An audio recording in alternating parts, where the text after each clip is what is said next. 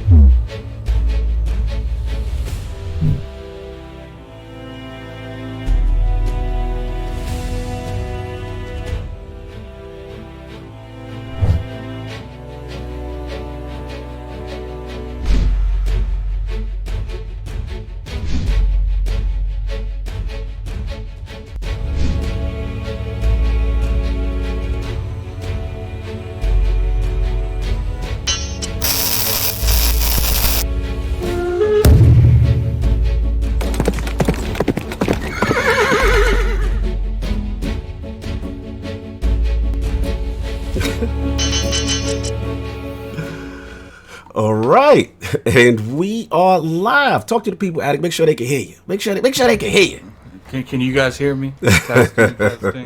Yeah, look, I see the levels good. The levels good. Oh my God, King, what are you doing? Oh boy! You know what it is? I got to pull out a lot of receipts today because oh my God, some things that they ain't really about, and I've been talking about it for a long time. And we, I'm rolling with. and Man, we already with the Book of X. Already. Oh yeah. Oh wow. Shout out to Smitty. Oh, I gotta put the crest up for him. Damn, we didn't even get to start the intro. Shout out to Smitty Smith, $5 super chat. Salutations, Lord. Scriptures inbound. The Book of X. They are ready. Oh, pronounced as the Book of X. The Book of X. Shout out to 114 that's in the chat. Oh, let's get them. Let's go, baby. Let's go get those. Let's go. Y'all know what it is. It's gonna be a very good day. Yes, and thank you, YouTube notifications. Again, for all those that didn't know, please, you know what I'm saying, hit that notification bell. Make sure you know when we're live. We've been having issues for the past 2 weeks, so we really appreciate it. So on that note, and we are live. Welcome to the Iron Lords Podcast and the Lords of Gaming.net, episode number 152. It's another glorious Sunday. We're back at the round table on the Lord's Day. I'm extremely excited about our special guest, and we've got PhilSpencer's interview, Last of Us 2 delayed, and Gearbox bonuses to discuss, so we go get right into it. I want to introduce a Lord whose content I first came across through mutual friends of the realm, Lord's Nintendo Guru, Incepted Ghost, and Mr. Badbit. Not only is this Lord one of the most positive and energetic content creators in the realm, but his infectious humor and outstanding passion for video games make him an absolute must-listen. Don't shake your head because it's true. Introducing the created host of the We the Gamer Cast and co-host of the Xbox Drive and Cup of Joe and Nintendo podcasts. The Lord of You, Me, and Capri, and a member of the We the Nerdy movement. Live from Alberta, Canada, and making his debut into the realm of the Lords, my man, Lord Sean Capri. How are you doing, sir? I was so nervous about the intro that we were gonna do, man. I was talking to Bobby about it this morning. Like, oh my God, he's gonna go do his thing. I'm a humble Canadian. I just want to just gently come on in here. But man, I'm hyped because like the Book of X is a thing. Woo! Like, what perfect timing to jump on in here. We've got Nintendo love, we've got Xbox love. I have a PlayStation around here somewhere. He said around here. So.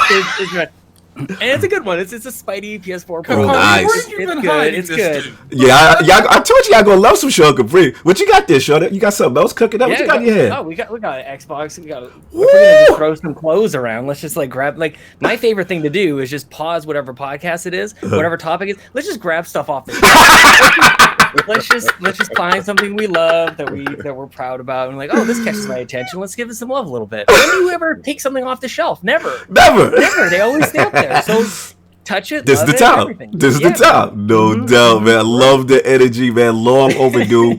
You know, we obviously, like we said before, we both had some mutual friends, and I came across your content, fantastic content. Plus, you deal with Bobby, so you know, gotta say love.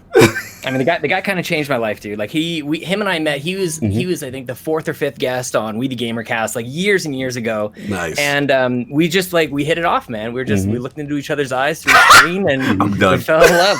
Yeah, that was it. Salute to the relationship of Sean Capri and Nintendo Guru. But other than that, man, what have you been playing, sir?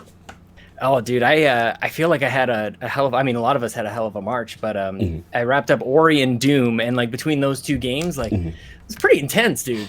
Yeah. It was kind of a lot just to take in all the emotion of Ori and then just rip everything in half in Doom. I need a bit of a break. I think I just feel a little bit overwhelmed. Doom looks I played phenomenal. those games to beat them. You know what I mean? Like I played them to finish them, and yeah, like I just raced through Doom, and I just need at this moment I'm taking a breath. Yeah, I'm playing a game that a lot of people know about. It's pretty popular. It's Japanese. You play this cute little character. You're on an island. You get to like craft things. You get to make things up. Sounds like Animal Crossing. It has cloud saves. It has cloud saves. Wow, that sounds like. It's not Animal Crossing. I'm playing Dragon Quest Builders 2, man. Just fired that up over on the old Switch, and I get the Animal Crossing thing. Those games sound. It actually really is. Like is when you put it this. that way, like it dawned on me as I'm like, I'm seriously on an island right now. Like Yes. and I've got a dog now. Her name's Charlie, just like my dog. I named the little character after my daughter Ellie, so she's going off on all these amazing adventures. So I'm loving it, man. But Bobby and I, we almost broke up. The Nintendo crew and I, we almost broke up. Oh, because you ain't playing Animal Crossing. That's what that is. We had a fight a while ago when we had the whole when they were talking about the no cloud saves and the whole one island per Switch per copy and all that kind of stuff. I don't like that. I think that I should be able to play it wherever I go. I think that if my wife and I each have if we have one copy, I should put one into her Switch. She plays it. A second save file exists. I gotta stop you right quick. Shout out to Bobby, aka the Nintendo Girls in the chat. Ban him from the show. This guy is lost in the sauce. Shout out to Nintendo Girls. Continue. I just had to get Bobby his voice.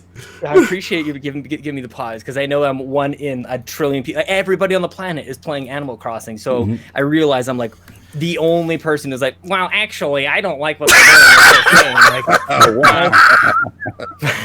Nobody else cares. Everybody else bought it. Stand on your square. It's okay to go against the movement, to resist the movement that is Animal Crossing. Well, the game still got bought in this house. My wife plays it, and my son plays, and they're going crazy with it. And so, like, even if you were to vote with your wallet, like, they still got the one copy out of us, so it doesn't really matter in the end. If you need an ally in this certain thing, look no further than yes. Atticus been resistant. So we're gonna have some fun, man. A lot of stuff to talk about. Great to have you in the realm, but you already know we got the four horsemen of gaming, those original lords of the realm here at the round table. My co-host with the co-most, my brother from another mother, the difficult game conqueror, lord of reviews, and the how of the young wolf.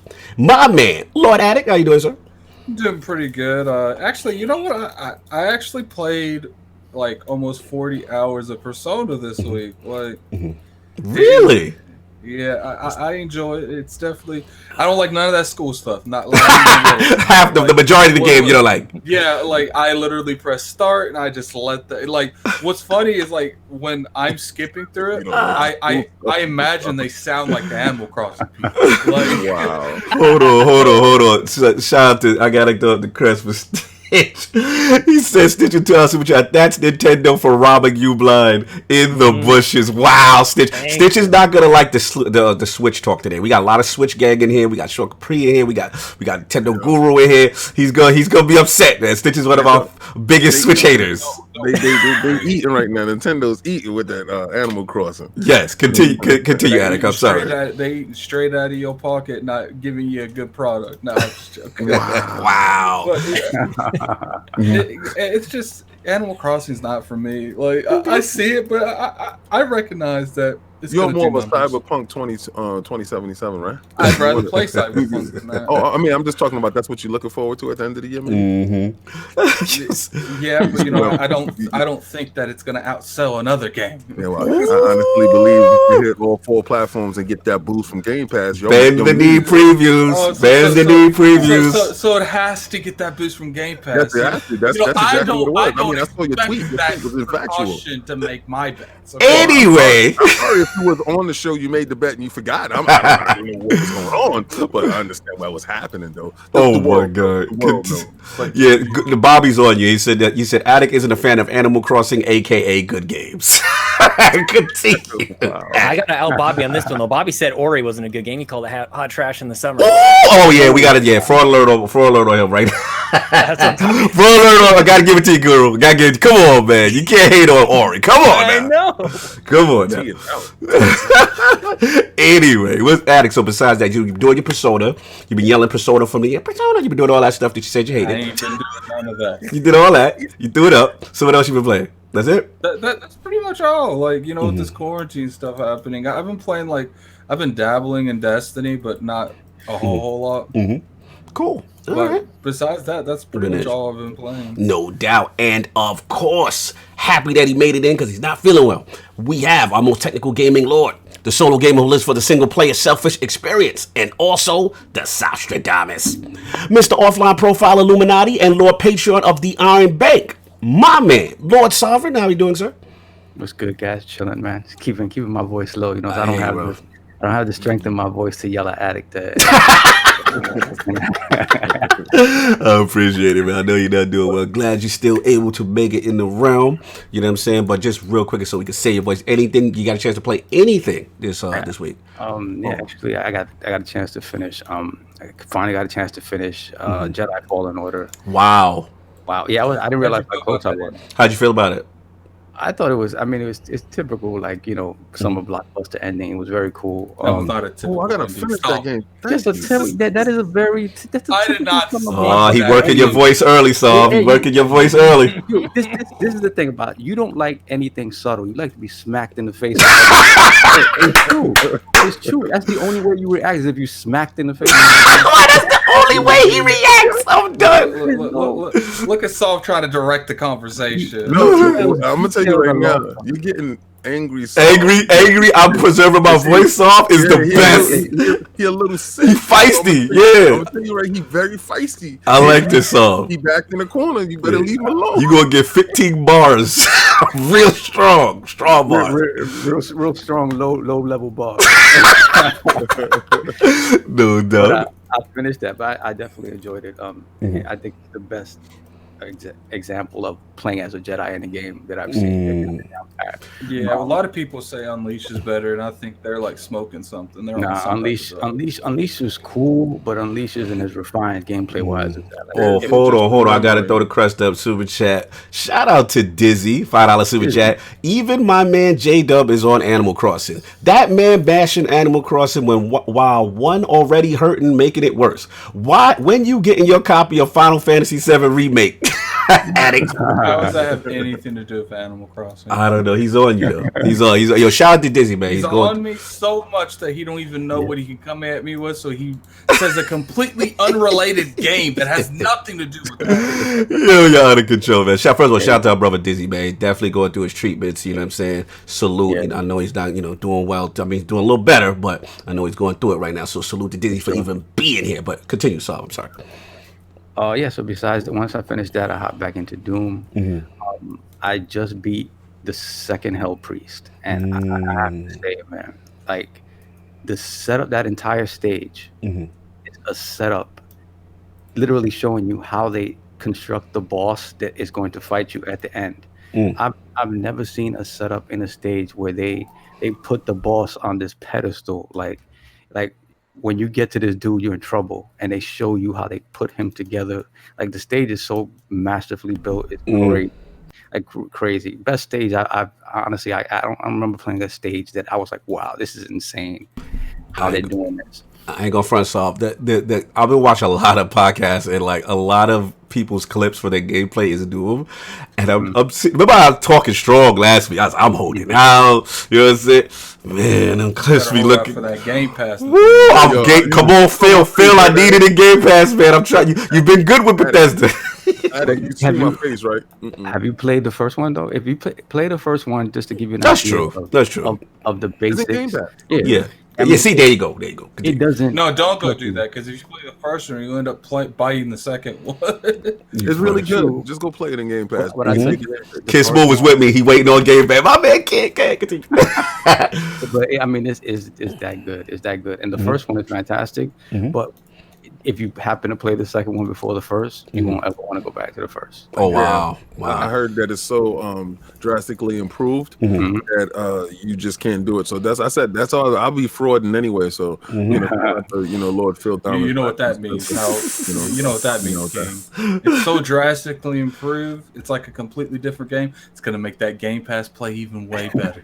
Game Pass for the win, baby. Game Pass for the win. Bring Phil Dominus Maximus Spencer in there. I gave you the sticker. Congregation show. I gave it to you, man. So that's been pretty much it. Saul, we doing that. Yeah, that's pretty much it, definitely. Hold on, Stitch again with some more Switch slander. Okay, I'll be Attic. You want to get that one? We'll throw that in the bushes. So we got a $5 super chat. He added, can we get a trash emoji for the Nintendo topics, please? And I put in color to make sure you read it. Oh my god! So we can for Stitch's sake, man, he's definitely wanting. We need a fraud alert, a watch the pockets, and an into the bushes. You got the fraud. You got the fraud because he fraud right now. And he definitely pocket watches. Oh, hold on, we got the dealer in here. Shout out to the dealer. Lord, $10 super chat. LordCognito. Play both Doom 2016 and Eternal ASAP. Let me tell you a story about this man, the dealer game. So I joined the party last night. I just got off work. Wanting to chill.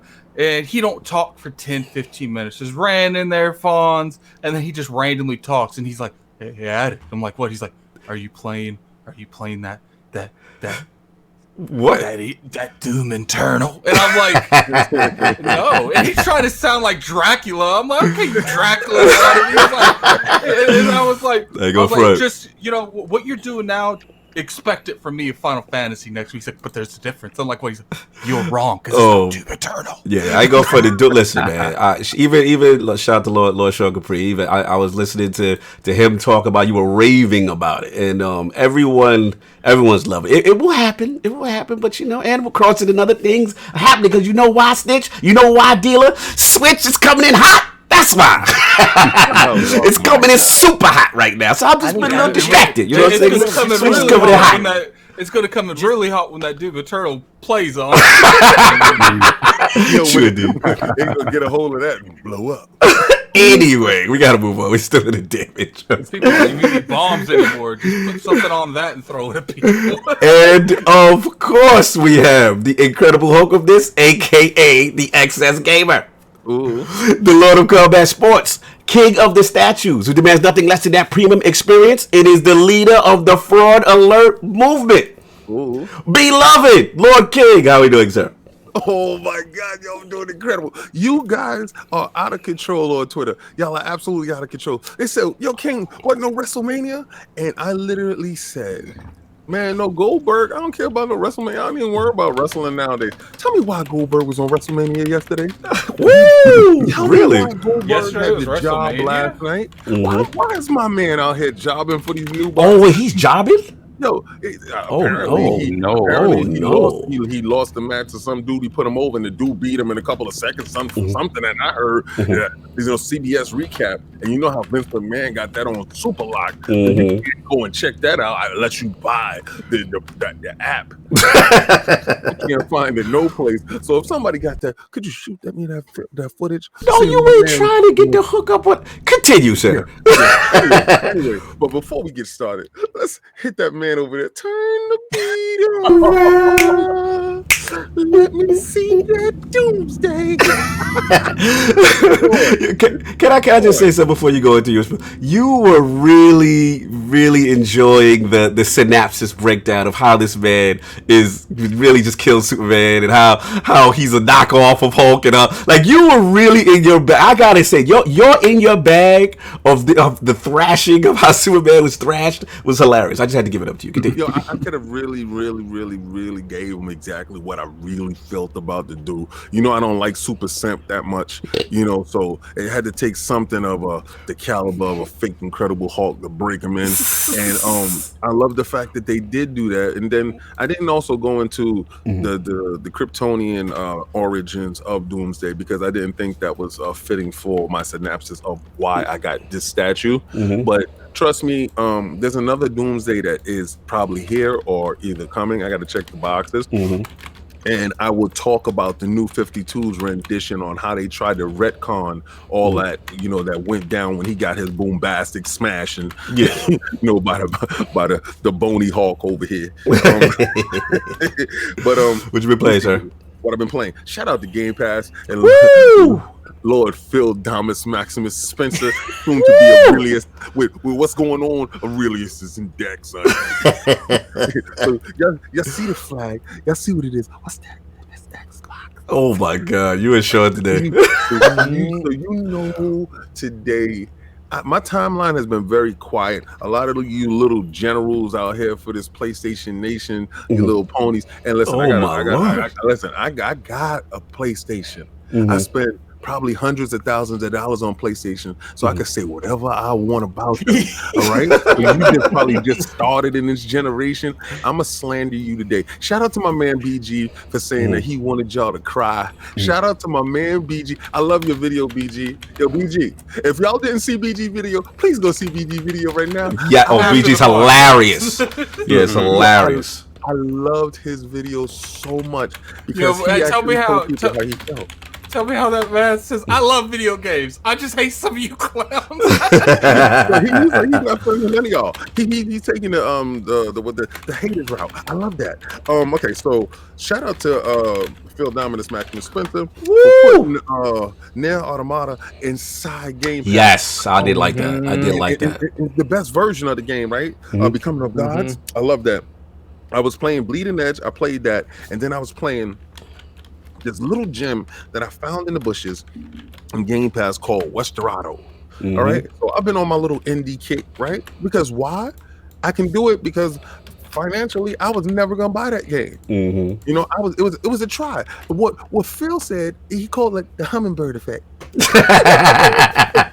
king is like a little hummingbird as he's going to that Game Pass.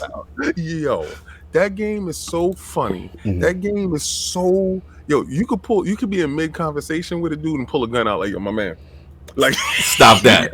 Yo, like, you could be like, yo, let me have a drink, my man. And pull, you can pull a gun out on your family members, my man. Like, it is probably one of the funniest games. And I'm just getting started on it. And I'm just loving the fact that I'm able to sample these stuff during this, situation where you in the house and you want stuff to play. I think this is showing an uptake in video game usage and digital content being consumed globally because we can't really go to stores. We can't stay on lines and GameStop is close. So I really like the fact that Game Pass is showing, it's coming into its own right now because it's being used. I'm pretty sure if you have an Xbox, want to save some money in these economic crisis times right now, this is a good venue and a good value for your wallet. No doubt. Nah, for real. And I'm glad you said that because at the end of the day, it's like we were saying, like being a gamer, right, Sean, right? It's almost awesome for us because this is what we do. And to able to handle periods like this, because we have this outlet, right? Isn't it like really cool that we have this outlet as gaming? We've been waiting for this, haven't we? Lock us in our houses. What's funny is I have friends that's like literally on the verge of having a meltdown over this. Yes. They're like, how are you doing this, AJ? I'm like, man, I've been doing this like my whole life pretty much. Like, no joke. Like, they like quarantine, go to work and home. I'm like, fam, I've been doing that. I'm good. Like, yo, shout out to Frodo in the chat. He said, I really appreciate Ken going with the comic accurate statue and not the VVS atrocity. You know what? And thank you, because that's what I felt. It was needed that you even recognize that, because when you see it and you see the status of the character, you will understand exactly why I went with this version over the other version. Oh, Attic, we have a super chat, sir, from Smitty Smith. So we got a $5 super chat from Smitty Smith. I know at the time a lot of ponies are unemployed right now, but rest assured I got work for you. The Book of X. At this time, I can't really I feel the Book of X. I feel the enthusiasm in the super chat, but I don't feel the message. But yeah, we can't be going at people unemployment, Smitty. Come on, Smitty. That's totally up to you if you feel that way. Salute though, salute to Spinny for being petty, for Kingsman in there. And of course we have the gaming ninja himself, the Shinobi, LordCognito, spreading that realness in the realm of the ILP, not telling you what you want to hear, but what you need to hear. So yeah, man, for me, man, shout out to we got a little trials in. Shout out to Sinister, shout out to Scream, you know what I'm saying? We got it in. So we didn't hit the cheaters until about round 5. That's when the cheating started to kick in, aim bots, all that stuff for trials. They're getting sweaty out there.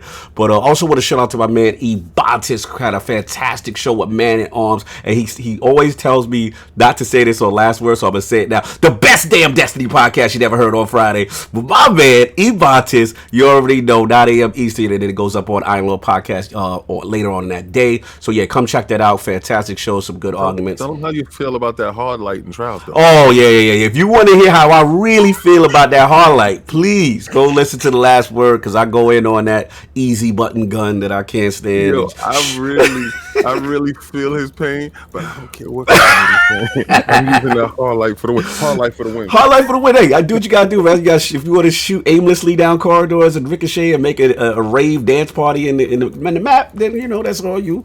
I ain't on it, but yes, I've been doing that.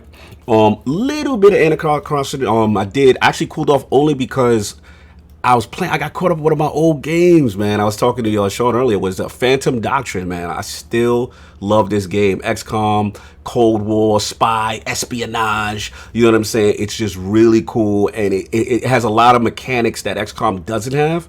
Like you have to plan your escape. You have to call in like a vehicle, a getaway vehicle, before the end of the round, before you do your thing. And you got like 3 turns, and then it can be compromised. You could put on disguises, like infiltration. It is I really... need to get back into that game, to be honest. Now, I didn't give it a fair shot. It's on the Switch, isn't it? Yeah, the game is it's on Xbox and a Switch. The game is amazing. Here's the problem. The graphics is, it could be... You could be fooled. It might look like a 360 game. Cognito, you're playing with the graphics. You complain about graphics? No. On the Xbox, it is not. It is literally a 360 game up-res. It's really bad. You know what? I'm gonna blame this on King. I'm gonna say that they made this for the Switch and ported this to the Xbox. Shout out this game was supposed to look good, but the Switch messed it up for everybody. No, man. I mean, it's up-res to 4K on the X. I will say that. But shout out to Squirrely Day. The name of the game is called Phantom Doctrine. It came out, I would say, 2 E3s ago on ILP. I have an interview with the developer. It has a soft spot for me because I know. So I believe a small Polish team. They unfortunately, I think they went under Creative Forge Games. I believe was the crew. But yeah, Cognito said the game is like, listen, Kid Smooth said if Cognito said the game is like, hey, y'all foul. You foul for that, kid. I see you. But listen, man. At the end of the day, if you love XCOM and you love a mix with spy, espionage, Cold War, even the investigations is really cool, man. Please check it out if you're into that kind of thing. So I've been doing that, and then a lot of Switch gang this week, man. Switch coming in hot. Been playing that Marvel Ultimate Alliance 3 with the Fantastic Four DLC. God Dome in the build. Woo! Yes, Stitch. Yes, Stitch is coming in hot. And guess what? It's exclusive, Stitch. It's exclusive. You can't get it nowhere but the Nintendo Switch. So I've been absolutely loving it, man. Check that out if you want to play with the first family. Want to get that DLC going on. And yeah, man, that's pretty much it for me on that front. Now, I know we got the Patreon. We're gonna try to blaze through this real quick. Now, Lord Sov has lost his voice, so I don't have the sultry voice of Sov to do the names that he does. So I'm just gonna do it Cognito style. So you gotta bear with me. Let me say something real quick before we start that. Yes, please. Shout out to Cap Daddy Fat Stacks. This dude literally just sent me a code for Doom Eternal. Bro, wow, bro. You sure that was for you or was that for the round? It's definitely, seems like it might have been for the round. We can discuss that after. I thought it was for the round. We'll talk about that later. Anyway, moving on. So, we got to get these Patreons done, man. So let's do it. Start first with let's do the Patreon members first. Do a couple shout outs. Got to do my fake Saw voice. We want to shout out to our members of the realm. Again, you support us. We really appreciate all the support we get. We cannot thank you guys enough. Without you guys, you give us energy. Always make it fun in here. So let's start the shout outs. Lord Death Singer from the realm. You know what I'm saying? UK salute. Lord Death Singer. You know what I'm saying? Then we got my man, Lord Jameson in the realm. Salute, Lord Jameson. Of course, Cat Daddy Fat Stacks in the building. Already giving out codes out here. Always giving it up. You know what I mean? Lord Taozuichi. He's in the building, of course. Salute. And of course, the co-bearer. Salute, co-bearer. Lord Petey, you know what I'm saying? Sonaldo in the building, one of the stream team members. We got our boy. Yeah, whole thing. You got to say, shout out to his family member. Oh, that's ill yes. right now, his cat. Thank you. Oh, actually, Gerbil, I believe. The Gerbil. Yeah, that's the Lord of the Gerbils. Mm-hmm. So he's Gerbil Lord. Gerbil. Shout out to his family members. Yes, and getting better. Yeah, absolutely. Salute to him, man. I know him and wifey definitely take care of those. Salute to Lord Mostly Martinez. You already know what's up. Lord Michael Lugo, Monkey Punch, you already know, you know what I'm saying? Yeah. And of course, Lord Chancleta himself, salute. And of course, Sammy Prescott. And of course, I just had him on last week, the Great Wall himself, now of the Cognition team. You already know, you know what I'm saying? Salute to Stillwell. And I can't always pronounce his name wrong. Sifu Poetic X Initiative. So salute to him, man. Really appreciate that. And Iliad Shalomovich. See, I can't do it like Suave. So obviously, y'all gonna get the rough version from me. You know what I'm saying? And we got from Germany, my brother, Lord Lynchpin. Salute. Of course, we got Lognet's own, you know what I'm saying, editor-in-chief assistant, my man. What's up?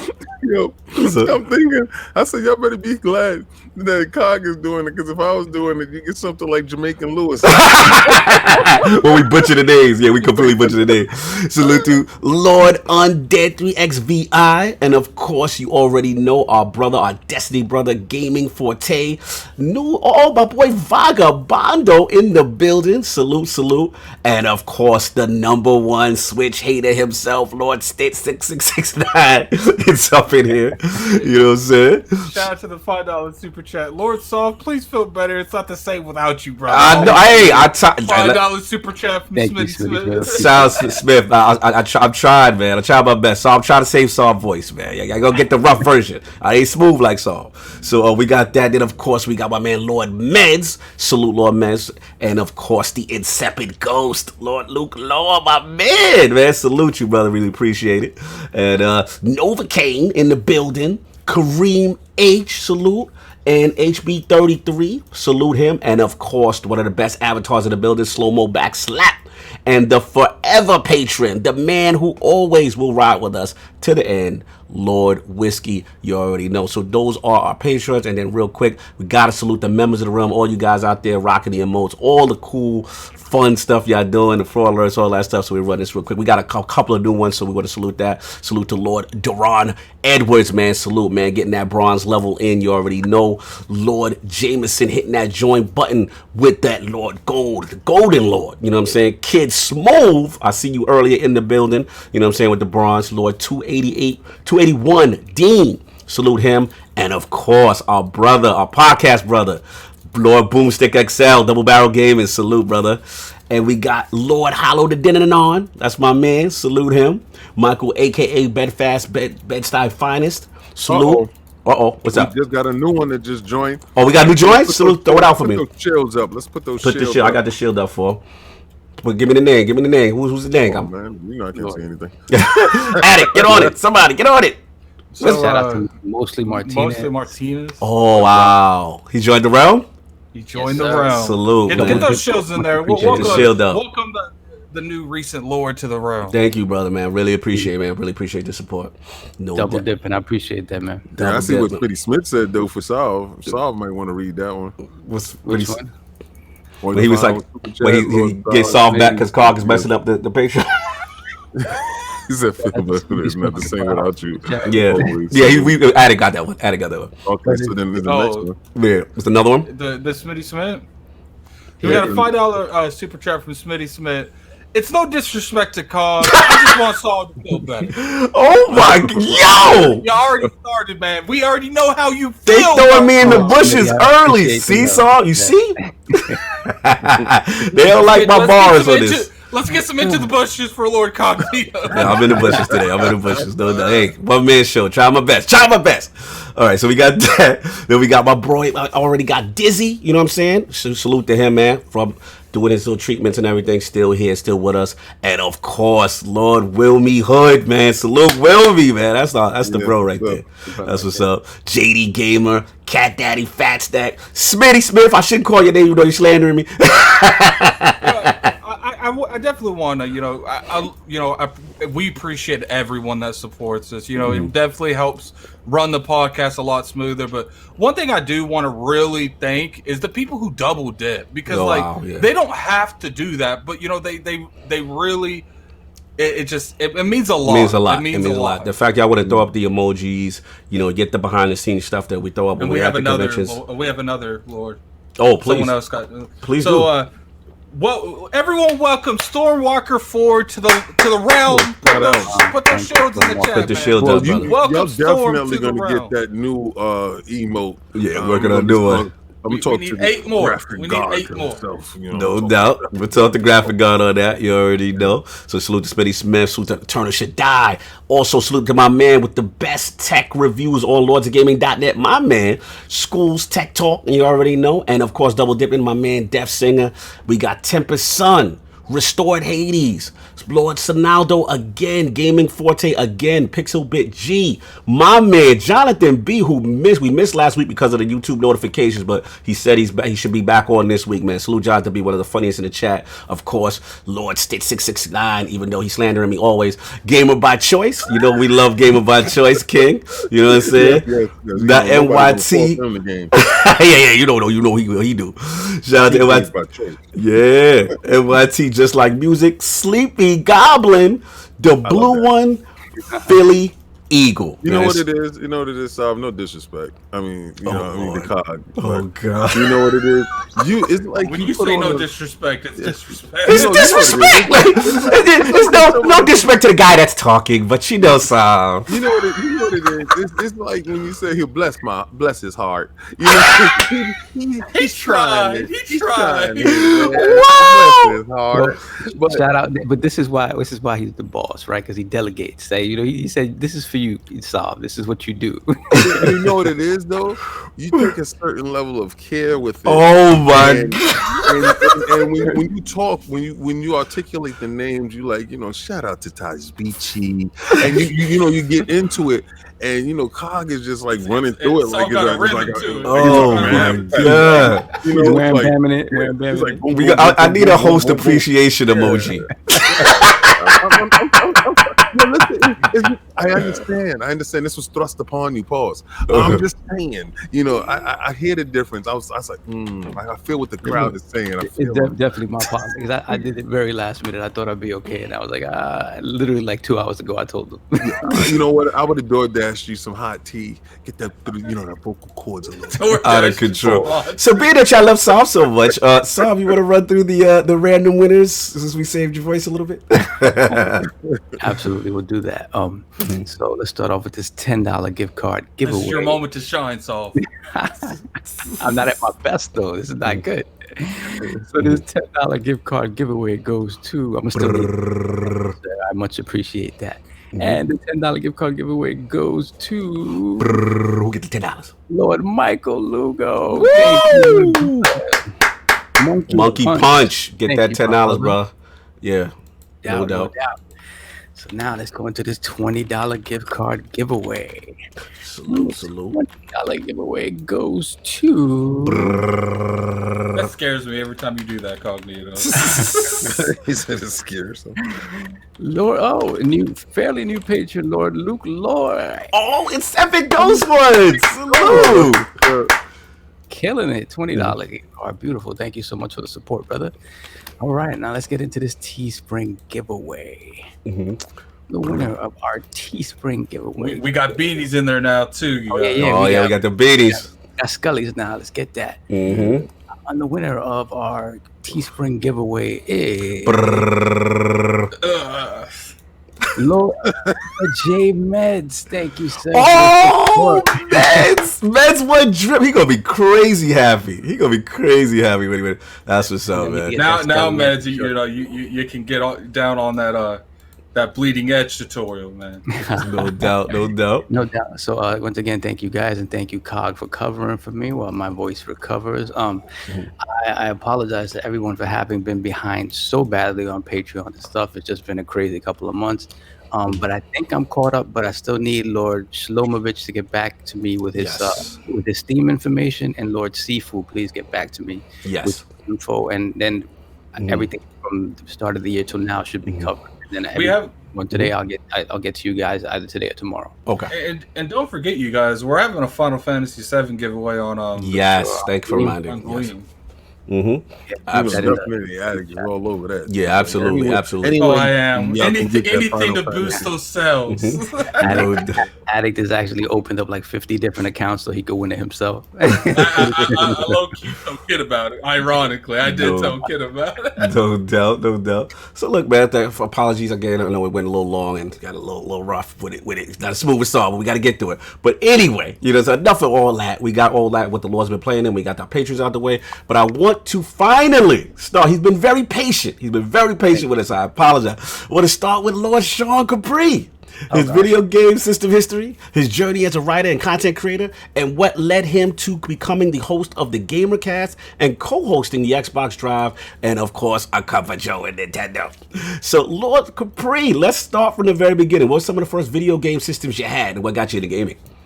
You know what, man? Like, I remember, like, it's so clear to me. I think everybody has like that one memory of like when gaming starts for them. And for me, it wasn't a console. It was my dad bringing home 386 PC, like that played Pac-Man on it, like that old, like it was a crappy port of a crappy port. It was basically like the Atari port, and because it didn't have like dots, it had lines that you would play, right? So we were playing on DOS, like we were playing DOS games back in like 1989, 1990, something like that. Like we talk about loud keyboards now, dude. Like that keyboard was giant. The keyboard weighed like 30 pounds, and the monitor on it. And it had the computer had a turbo button on it. It had a button where you hit the button and went from 12. We talk about gigahertz, dude. We had 12 megahertz overclock, variable clocks. We had like it was like like early overclocking, man, up to 25 megahertz. That's when you could see the difference, dude. It was so we were like obsessed, but my family had 4 kids, so we needed to like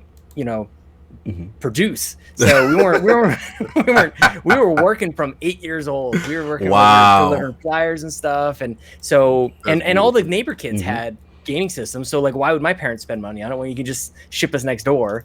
So they got us a computer, so we were playing just really basic DOS games from the early goings, but throughout the whole time we had a couple neighbors across on the block. There was a neighbor across the street, worked for a telecoms company. He would always come over and fix it whenever we'd screw it up. And then I was thinking about this earlier today. I'm like, there was a guy down the street, his name was Grant. Don't even know how we even met Grant. Salute to Grant. So shout out to Grant, dude.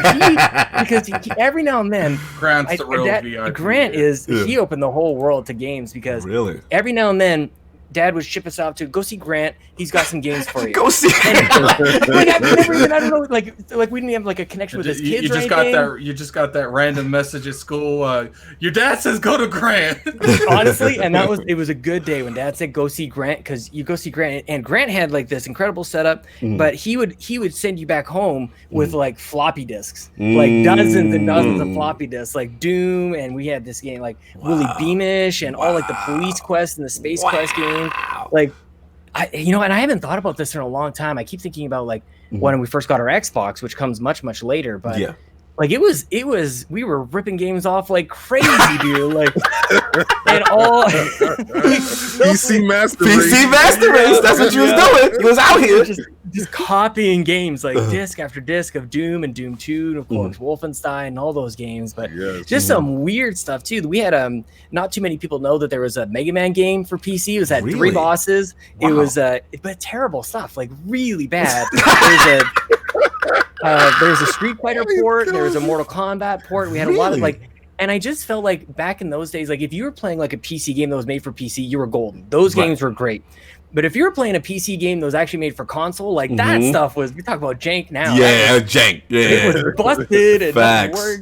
And I remember getting like our first like gamepad, like the Gravis gamepad with like the purple and yellow and red buttons. Wow. It didn't work. It was like pre-USB, right? Like Why you taking it back? Woo, let's go. It was like a printer jack or something. I don't even know what the hell that serial port. Yes. And but it like maybe it worked with certain games, and like if it didn't, you restart and like no SSD or like reboot times. You're sitting there for forever. Yes.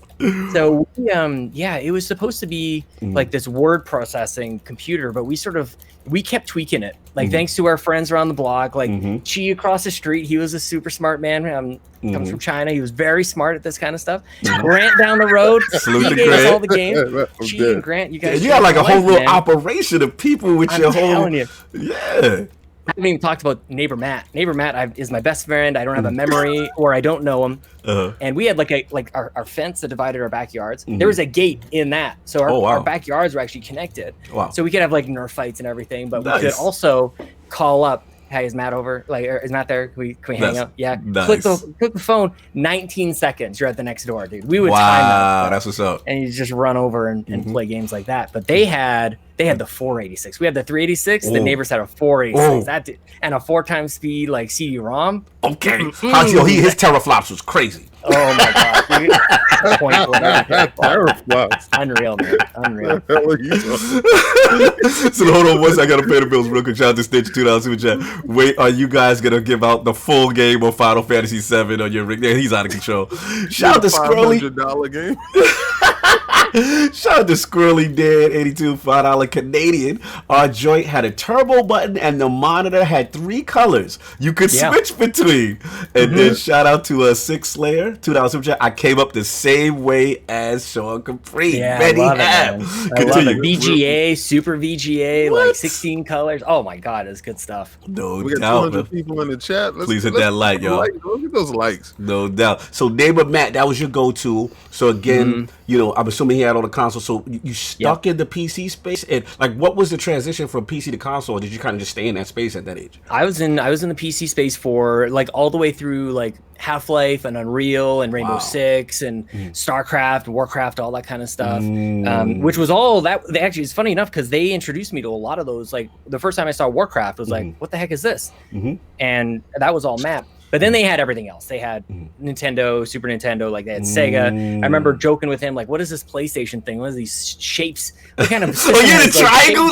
Yes. Yeah, like, it was jarring. That's a good point. That's a very good point. Continue. That's not a real system. It should have A and B. Like, at least Sega had like ABC.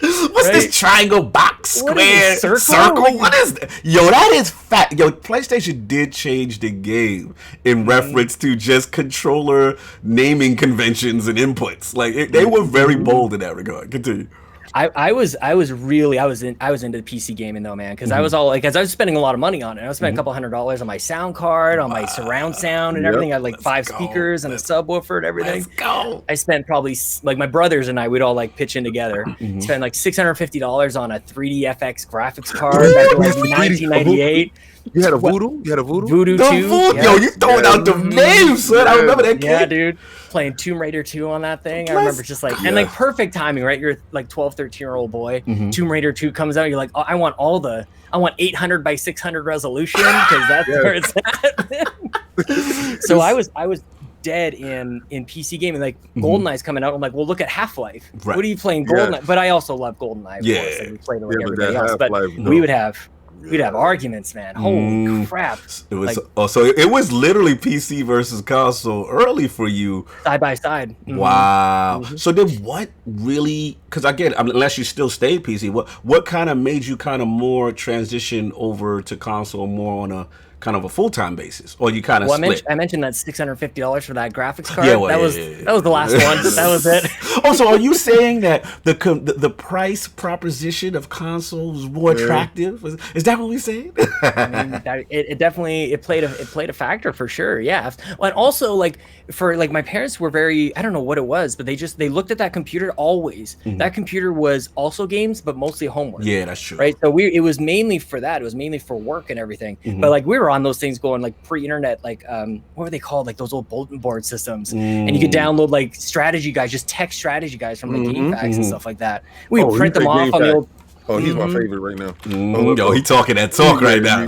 Game fact, you understand me? See, the Sovereign is being quiet right now because he's saving his voice. But I know Sovereign is nodding his head like, yeah, Soft though. Yeah, that's right. But it was the price and games too, of course. Like we knew that there was like we spent summers, like days long over at neighbor Matt's house playing like forever, like even like Star Fox 64. We had 2 maps, one of them was good, and he played that for a day. Nice. Like it was incredible. And we would on birthdays we would rent the consoles. So we'd go to Blockbuster or whatever down the street, pop shop. You had the briefcase, everything. Briefcase. Taking it back. Yo, you know what it is? Y'all live in a bubble, right? And y'all think y'all are the only people doing it until somebody tells you your same story in a different skin. Yes. And he's just telling you my story and your story as well in a different skin. And he's giving you, Matt. I didn't have Matt, but I'm pretty sure I had Calvin. Yeah. Right. Now, real talk. But again, Lord Capri, one thing that I like you mention is people forget the power and the importance of Blockbuster back then. Yeah. And those kind of stores where, again, if you didn't have it right then and there, you could rent out those games. You could get it. You could try out those consoles. That was a big part of gaming culture back in the day. And I'm glad you mentioned. We don't talk about that enough. Continue. Yeah. Well, and one of the games that stands out for me, like on the Super Nintendo, is I don't know if you guys have heard of this. It's called UN Squadron. It was like this was a game that like you don't like. We didn't even have like any of the magazines that were out back then. We just go to Blockbuster like this looks sweet, like it looks like planes and shoot stuff. Like, and the soundtrack on that thing is amazing. And then you grow up and like nobody played that game. Okay, well, I had it all. I had 3 versions of it. I had it for Nintendo, Sega, and for TurboGrafx. The best version of it is the TurboGrafx. Really? No way. Really? Yes. Was it because it's was it Area 88 or something like that? It's like the anime that it's based off of. Yes, I believe so. That game is phenomenal. So yeah, we always got a taste of that, man. And then eventually, my brother and I, we decided like, okay, we've been working since we were 8 years old with this flyer route, like so why don't we just pull up some money and get a Dreamcast? That was the first console that we bought, and we were playing like, of course, like Sonic and everything else, and Marvel vs. Capcom. You're right. It's the Japanese version of the game as Area 88. Yeah, man. Right. Yeah, like, oh gosh, that game. Your memory is really good. His memory, good. Oh, I love that game. Really Bobby makes fun of me a lot. It's like that game is trash. Gradius is better. No, I know it's not. It's really Gradius. No, time out. Wait a second. Yeah, that was fire. But continue. So the first console you got that Dreamcast. You said you sound like you was excited about something else. You said you had the Marvel vs. Capcom. You guys remember a little arcade game, Dance Dance Revolution? Yo. Oh my God. Let's go. Like Sonic, Marvel, whatever. Like Dance Dance was popping out there in Canada. It was real. Well, and also like you have to remember too, like back in the day, like modding your systems was rampant. Yes. Right? Like on Xbox, that was later to come, PS1, PS2. Neighbor Matt, I hope not to out him. I won't give you his last name or his salute to Neighbor Matt. But he worked at Blockbuster. Years later, you had to connect that Blockbuster. So anybody who worked at, I think it must have been the same in the States as well, where you got 10 free rentals a week. Yes. So he would just take games home, burn them. Yes. And then Saul is being quiet right now for a reason. I'm gonna tell you right now, my hookup is right here with us. Yeah, Saul, talk about it. The limits and statutes of limitations is up, Saul. Yeah, man. Confirm or deny. That's great. Yo, let me throw the super chat up right quick for my man JD gave a $5 super chat. Classic computer gaming with IRC chat and game fact strategy, guys. Let's go. Who in the realm was the first to have that 1 megabit download speed though? Shout out to the 14.4 them 33.6 modems though, and the AOL disc. What you know about that? Continue. Oh my God, that brings me back, dude. We actually, I would just geek out completely. This takes me back, man. A friend of mine, Christian, he was the first one to have like over 1 megabit, and we would sit there just downloading random stuff and go like, "Come on, man, just go." You just like see it climbing. Absolutely. That was such a big deal back then. Like you have no idea, man. Oh man, when you're downloading MP3s from Napster at 3.5 kilobits per second, like. No, you ain't don't. He said the Napster, son. I know. Or LimeWire. LimeWire. I had LimeWire. I was a LimeWire dude. No, we were right from. I remember because I didn't know the whole like Metallica thing. I'm like, but I wanted to listen to Metallica. I don't understand why I can't, because why couldn't you listen to it? But everything else, dude. I remember I discovered, total side note, I discovered Pantera by accident. Let's go. Because I was trying to download a U2 song, but every song was fake on those things. Yes, some of them were fake. Something else. Yup. Shout out to the viruses people gave people, and then shout Dizzy with the Kazaa. What you know about that Kazaa? Let's go. The chat is lit today. Let's go. Yeah, De Niro Panero Kong. I was on that LimeWire. You definitely got a virus. That's a fact. That's a fact. So if you had that Norton antivirus, you was not Gucci. Remember when you used to look and be like, oh, that's one song, and it's like 100 megabytes. Yes, you're like, hold on. Yeah, I'll download it. That sounds But legit. you was, let's be real. Like it's, that sounds legit. It's like Lord Capri said. Like we were so thirst for that album because we didn't want to pay that retail. Salute the Pixel Bit G, brother. $5 super chat. Y'all remember when it took 2 hours to copy a PS1 game? Patience was a virtue. No, see, you know what it is? Y'all had that problem. I didn't. You know, shout out to my connect who shout out. We should not be named. That's around. I had a whole book of stuff. Oh, yeah, we used to have a book of CDs. Yeah, I had Game Pass before Game Pass was Game Pass. We was Game Pass, but it's crazy. Yo, shout out to Shroom Kingdom. He said, "Remember that Morpheus? Remember Morpheus, yo? Yo, what was that thing called? Magicom. Yes, for the Super Nintendo. Remember that Magicom? Yeah. And then I had like 500 games on floppy disk. I remember when we went down the Canal Street. And we went actually to see the Magicom, and it was like this big hard drive thing. It was like this thing you attached to it. So you know when I'm asking the dude directly, like, okay, so I can copy stuff to this, right? He said, no. Listen, I was with you. He said, no. Back up. I was like, oh yeah, so you copy this stuff to the thing? No copy. Back up. What wanted was he wanted confirmation that the money he's about to put down right now is gonna do what we wanted to do, what we heard in the streets. So he's Sovereign walking up to the drug dealer and he's saying word on the streets is you got that dope. Oh my god! I don't got that dope. I got this medication. Nobody ever wanted to sell me stuff because King always said, he's like, you look like a cop, dude. I was like, I don't look like a cop. Yo, get them it was a transaction back in the day. It was a real deal. I would tell Saab, I'd be like, I would go in with him. He'd bring his black friend with him, right? We would go in there and they'd be like, oh, he's good. He's with black guy. Oh my God. And then you think it's a joke, but it's dead. They'll look over at me and they'd be like, yeah. It's legit. It's going down. They got the plug. Oh my God. Shout out to Graphic God, man. He said he had that friend who was studying computer science who is his disc pusher back in the 90s. Everybody had that connect, that one guy that could get you this stuff. So like Sean Capri was saying, he had his connect, he had that block, but now that was Neighbor Matt. Neighbor Matt was the connect. I need to know these details. He had the PlayStation one, but he got us into the whole like, so you can mod this thing, right? So you can mod, and with there's a couple ways you can do it on. Modded it. With the Dreamcast, we did a disc. You had like the boot up disc, and then you kind of take it out, and then you put the real disc, like the swap. So but we didn't have a PlayStation until like years, like until it was like retro. You're trying to like go back in time and everything.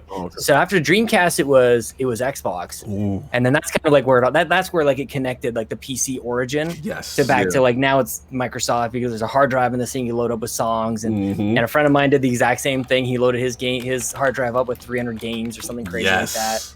So yeah, man, like that was about the time. This is a stupid story. Let's go. We were gaming on like my parents' old 27-inch TV, but it was like the furniture thing. It was like they cut down a tree for this 100-old tree and just like put a TV into the base of the tree. It was just massive. Oh, you talking about the wood?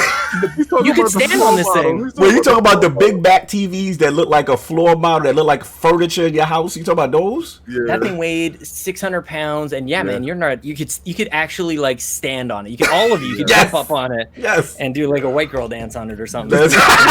Shout out to that wood grain De Niro Primero. He know. All right, continue.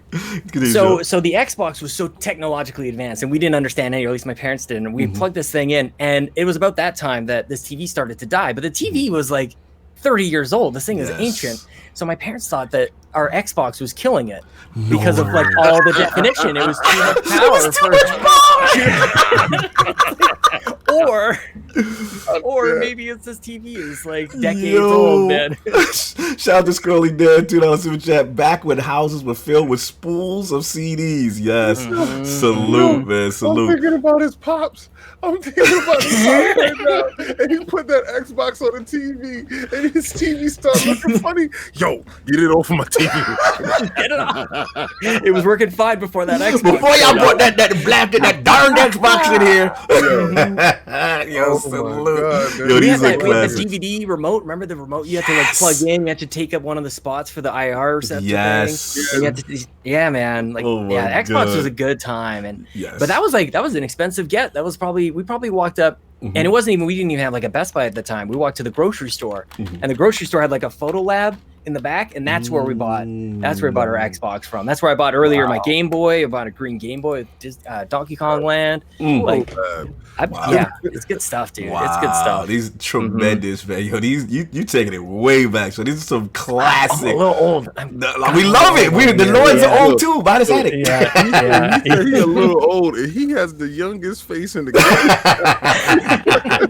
Every time we do these, I just think to myself, I need to get more people my age on this show. We're getting there. You know what it is? You thought you had somebody your age because you saw his face, and then he hit I you with low-key the did. dog. Like when we got on here, I low-key did. You was like, yes, somebody young. They're not gonna do those war stories, those old ones. I was very wrong. Let me tell you about the old Warcraft game, the 4-hour Warcraft game that got interrupted by my parents picking up the phone. No, don't pick up the phone. Don't you dare mess up the clicky sound. Yo, shout out to Rain G4. We gotta throw the salute up, the crest up for him. Floor model Zenith for the win. Let's go. Who had those Zeniths? Let's go. Zenith was lit back in the day. That's when TVs were furniture. And they had to go with the decor of the rest of the house. Yes, my grandparents had the big joint upstairs. Zenith was like the pinnacle. Like that was the joint back in the day, man. And you had a Zenith when it died, that nobody was strong enough to get it out the house. It's still up there. Another TV on top. Yeah, it's still up there. that TV only had a certain number of buttons. So if your channel was like channel 22, like sports or cartoons or anything, you gotta plug in a VCR into that thing. Yeah, man. The days of the RF switch the farthest I could go back is having to turn my channel to 3 or 4 to 1. No, you were RF baby. You are RF baby. You count. You guys talking back on this, how to do this, how to do that. I'm just like, that's for the bushes, man. I can't wait. You'll get yours. You'll get yours. Let's talk about something that happened. Happened in the 90s up. I gotta throw the crest up for De Niro because he kind of called me out, and it's true. He was like, Carl had the Zenith, and he still had the plastic on the couch. Yeah, Grandma had the plastic on the couch. That's real. I can't even lie on that one. Come from that era. You know what I'm saying? That was the good living room. You had that good that furniture Zenith. That was a big thing. The living room was a thing back in the day. Yeah. That was the family room. It was a common space. Absolutely, man. We tremendous gaming history. Wow. I can talk to Lord Capri for hours on this. Oh, we should do it, man. I know. One day we should talk about back in the day cast. Let's do it. That's half of We the Gamer cast. That's definitely one I can miss. Shut up, Attic. Jesus. I love Attic unapologetic disgust. Oh my god. Yo, shout out to Square. I'm not even joking. Every time we go into these like old stuff that's like before I was born, first thing I do is pick up my phone and look what's Twitter doing. Shout out to Snigger. He said you could not sit on that plastic. That's a fact. Shout out to Six Legger. Living room was dressed up like a museum. So facts. If you had plastic on the furniture. No, you sat on the floor, my Yeah, man. you sat on the floor. Like, Yeah, I get- that's for my man. company. When the company came, they Yeah, could the do company that. sits Yeah, there. you don't sit sit on the there. floor, my Oh, man. you guys And are you had fancy to- with furniture. No, Yeah. you that had to sounds be nice. you had to be careful with all the porcelain little dolls. Like Oh, I man. remember my Yes. aunts, not my mother so much, but my aunt. She used to keep all the little porcelain party favors they give you for like baby showers and stuff like that. Yes. Keep that all not in a cupboard somewhere, but she put it on the coffee table, so you could not play around the coffee table. That was your ass. That you were done. That You- was pre-decor song. Like that was you have shout out, we gotta throw the chest. Shout out to Ray G for again $2 super chat. Tips and Tricks magazines. Yes. Yes. Smitty Smith $2 super. My aunt had a room nobody could go in. Yes. What you know about that, man? Classic living room stories of gamers dealing with parents who had pristine living rooms and you couldn't play in. But we gonna go ahead. No, it's just a facts. It's Yeah. just facts. All this stuff is beautiful. I love the chat. The I love our fact that chat, the chat is rocking with us. They Love our actually chat. old like us. Salute to the age range of the Make chat. us Salute. feel all right. Yeah, we're making us feel good. You guys are gonna go see now long before I do. Don't worry about it. We won't remember. Oh my God! Moving on, tremendous. So look, we got some of the game history, and so I want to transition real into the content creating part. Yeah. Like what got you into content creating, and then of course, you know what I'm saying, the podcast that we know you for, like We the Gamer Cast, which I love. I love that. It's really good one-on-one stories. I think you have my boy in 6'4" Joshua in there, and Heck yeah. and I heard that one, and I think Benji. You had a really cool guest, and then you have some co-hosting, obviously with the Xbox Drive, and then with our good friend Lord Nintendo Guru, Cup of Joe and Nintendo. So how did you transition into podcasting?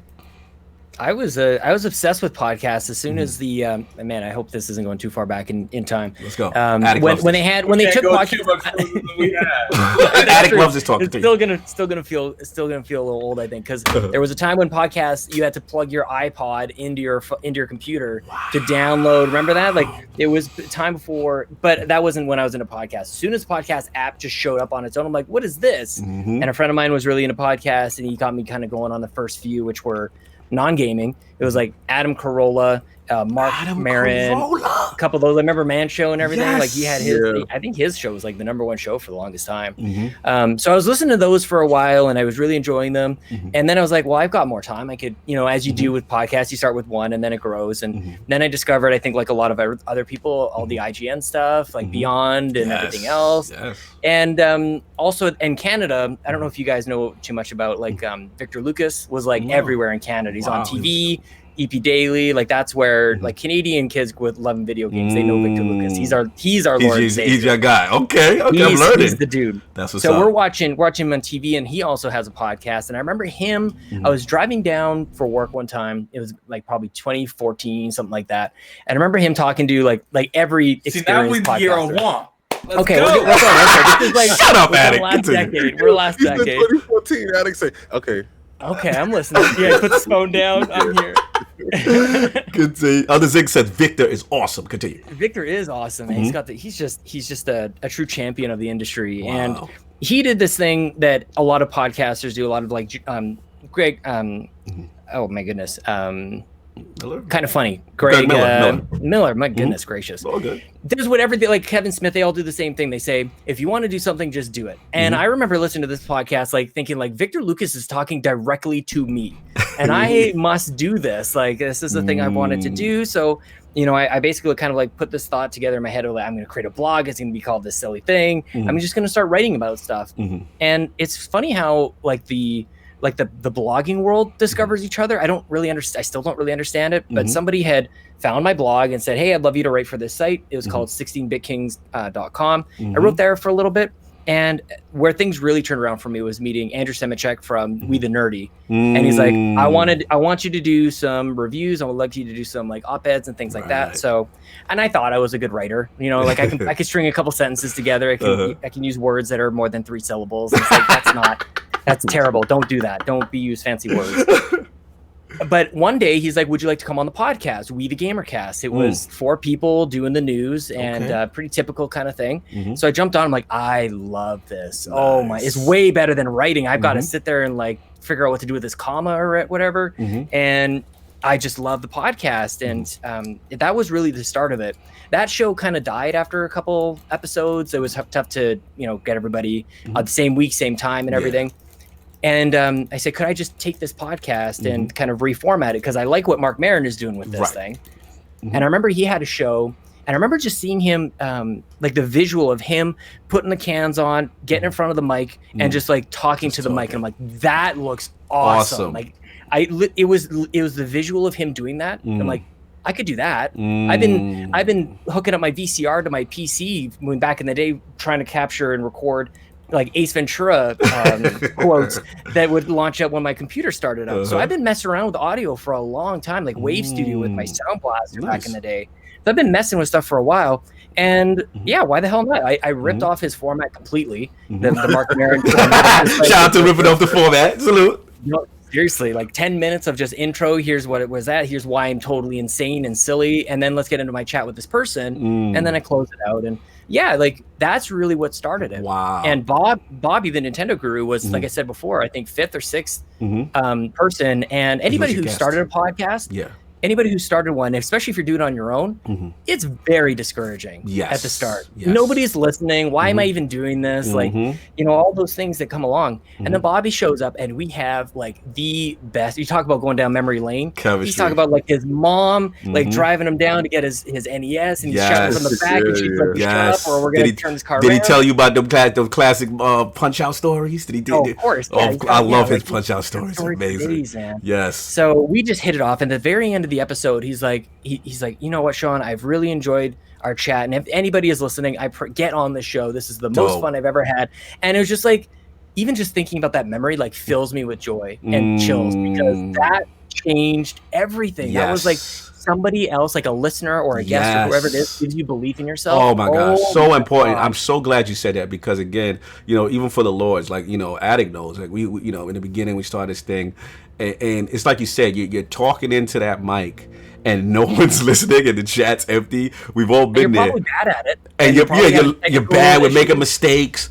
And it's like, but when you get that first or second person in that chat, or someone who responds and say, yo, I loved what you guys did, or whatever, just that one person gives you life to come back next week. What's funny is a lot of people don't know, we're on the episode 152. This is technically like one episode, like 170.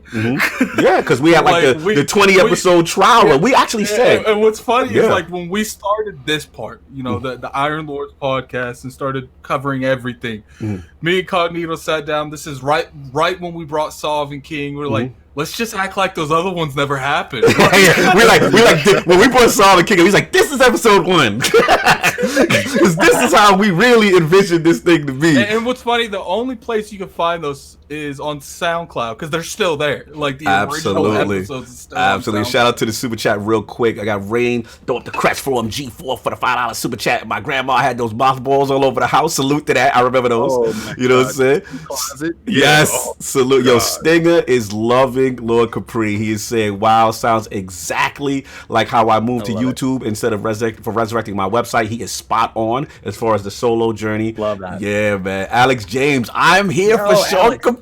Oh, I love it. Alex. That's what's up, man. So yeah, just want to touch back on that, man. Like, you really hit some real chords, and a lot of new content creators need to hear what you said. It's so important, again, that in the beginning, and then finally getting that feedback from someone and getting that confidence. And in your case, it was the Nintendo going, Lord Bobby, having that tremendous chemistry, and then things just started to bubble from there. How they move forward from there? Yeah. It's funny because I look back on those days, and like we were so excited to just be making something. Yes. And there's like this silly like innocence to it that I think people need to, like, either if you get on with it and keep going, remind yourself of that every once in a while, because there was like this you just wanted to make something. You weren't trying to perfect anything. You weren't trying to make it for anybody. You were just trying to do a thing.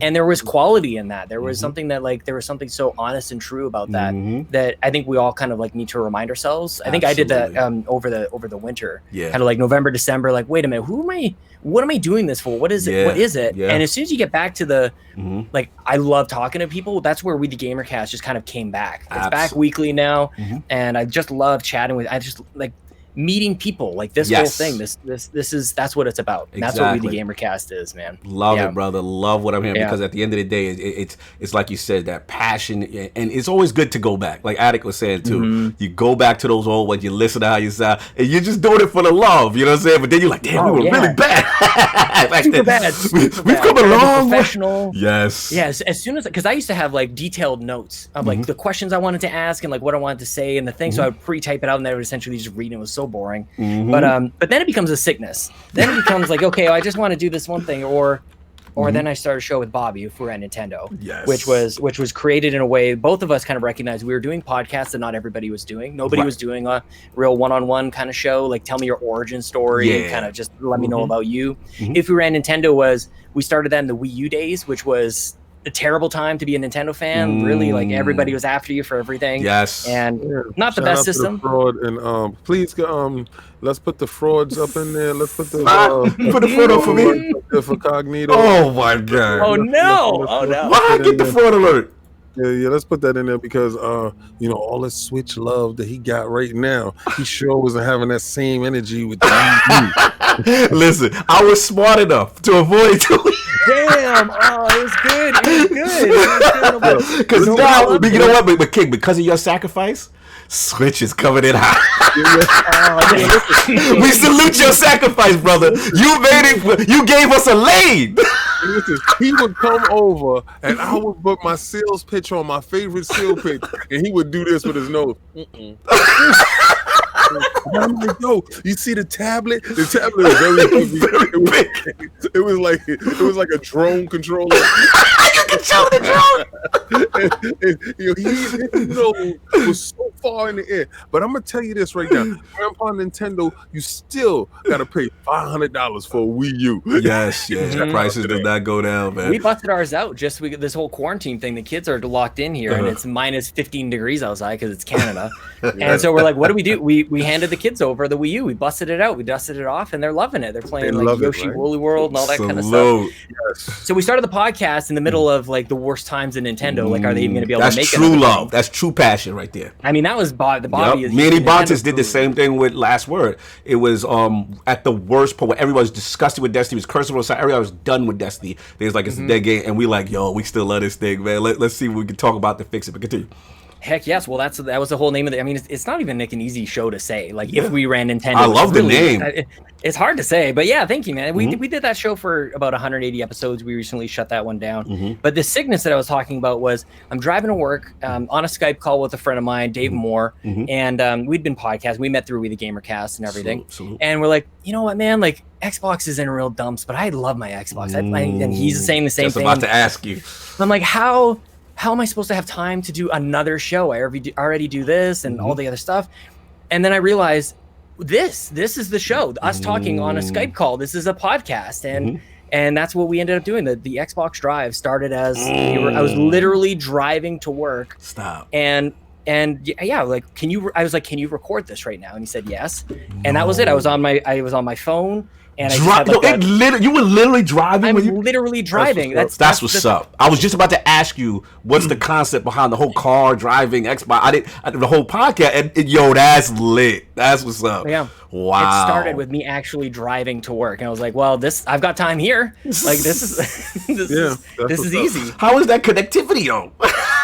It's pretty good. Honestly, we've been doing that show for about going on 3 years, and maybe 2-3 like catastrophic mobile connections. But for the most part, it's been pretty decent, man. No doubt. And I think Ghost was on that show for a little bit, right? You guys hosted for a little bit, and then now you have your boy Lord Ryan, right, is on it now. Ryan Turford. Yes, that's what's up, man. I love Ryan, man. He's so sweet, and he's just he has this deep knowledge of games that is, and his memory is incredible. And so the thing is, like, he drives the show and I drive. His memory is incredible. Your memory is very good. Yeah, it's selective. I drink too many diet soda. And Like, speaking of being old men, my brain. I is have a so weird much. memory too. Like if I go into a house or something like that, I never forget the layout. Like I remember You got a messing around with criminal chicks in mind. high school that I don't. I literally I went in their grandparents' house one time and I know exactly where everything is. Like, Shout out to Attic with the criminal mind. He walk in and he done scoped the house out. it's not even that. It's just like I have like a generic photograph memory. Like That's what's up, man. For layouts in the house. You're no, ridiculous. it could be anything. It could be anything. You're Like, ridiculous. I know like the tracks to certain songs like Wow. 5-10 years later afterwards. Wow. Like That's it. Everybody's minds work different, man. So you got that Xbox Drive going on, and then just like last podcast what was the transition to Cup of Joe and Nintendo from We Ran Nintendo? So we figured that when the Switch launched and we were a couple of years into the Switch, we fixed everything. You know what I mean? Yes. Like everything was done, Fixed. and there's only so many topics that you can go. If we ran Nintendo, we would do it this True. way. Yeah, good point. So it really from the start, it probably should have been kind of like a limited run kind of podcast, Right. And we just wanted to. Bobby and I also do something. Good. What? He said he got a photographic memory, but he ain't remembering that bet though. You're ridiculous. Y'all never gonna let that go. Why don't you go back and listen to that podcast? Anyway. He listened to it too. Yeah, y'all bend the knee baiting right now. Don't bend the knee baiting right now. All right. Anyway, so being that the Switch came in very hot, Lord Capri, you fixed Nintendo. There was no more. You gotta need to ran Nintendo anymore because you fixed it, and now it's Cup of Joe and Nintendo, right? Because Switch was so hot. Wait, now, okay, y'all fixing Nintendo? The graphics went up? oh, Did the resolution pop up? Oh, thank you. continue, Lord Capri. We just Cup of Joe and Nintendo is just a stripped down podcast. Like there's really like not even an intro. It's not even like, hey, I'm Bobby, I'm the Nintendo guru. I'm like, let's do that. It's like the concept is like as if we were, and it's terrible now, if we were to meet in a coffee shop and talk about Nintendo. And of course, we can't go into a coffee shop right now. Right, clear. Social distancing. But yeah, it was just like the show cuts into like we're already chatting, right? And that kind of just goes back to the way that Bobby and I started chatting from the very beginning. It was just like the best conversations we have is when they're not even structured. Like if sometimes we'll talk about the games we're playing, sometimes we won't. Sometimes we'll talk about news, sometimes we won't. Like it's just like it's a half an hour too. Both the Cup of Joe and the Xbox Drive are. Nice. I think polar opposite. I think I've been talking for longer than a half an hour here, so they're meant to like fit into people's like commutes basically. Oh, that's awesome! It's like a little short burst. That's what's up, man. Shout out, man. I got to throw the crest up. New member of the realm. One bad mother. Salute. Welcome to Lord Bronze. A Bronze Lord, man. Salute, man. Throw the crest up in the chat, y'all. Make sure you throw them up real quick. You know what I'm saying? That's what's up. Stitch is so petty. This Switch talk has me sleeping. Oh, man. Stitch, don't worry about Stitch. He's just, oh, wow. Hold on. Don't big crest up for slow-mo backslap. $10 super chat. Shout out to the Iron Lords, minus Addict and guest. Great show as usual. Resident Evil 3's campaign is longer than Cog's capping for Animal Crossing. This $10 super chat is worth more than a Gearbox bonus. Oh my god! To be fair with you, Slow-Mo, I don't acknowledge you either, so I don't blame you for not acknowledging. You know what? So he might have to get the on to something though. I might have to give Slow the on. He's on to something. My capper went off the window, man. I got distracted. Don't worry about it. But man, you are wild. Tremendous history. Last thing I want to say before I ask some important questions, final questions, is you are one of the few, like I said, has an amazing partner. You know what I'm saying? And Lady Chelsea looks like she's also in the gaming, and I believe she does her own podcast still, or how's that go? Yeah, she does. She did Breaking Bells with Bobby for a couple episodes. Yes. And so she has it's funny because she does play a lot of Animal Crossing, but you talk to Bobby about Animal Crossing and suddenly you don't know anything about Animal Crossing. It's hilarious. He knows like the birthdays for like the different villagers and everything. He knows their blood types or whatever. Oh my god. Did you say different blood types? Yes, he did. No, he probably does. He probably knows like I don't know. He said he knows the blood types. Their shoe sizes or something. I don't know. Shout out to the Nintendo Guru. He taught me how to shake them trees multiple times to get more things out. I was watching his videos. Continue.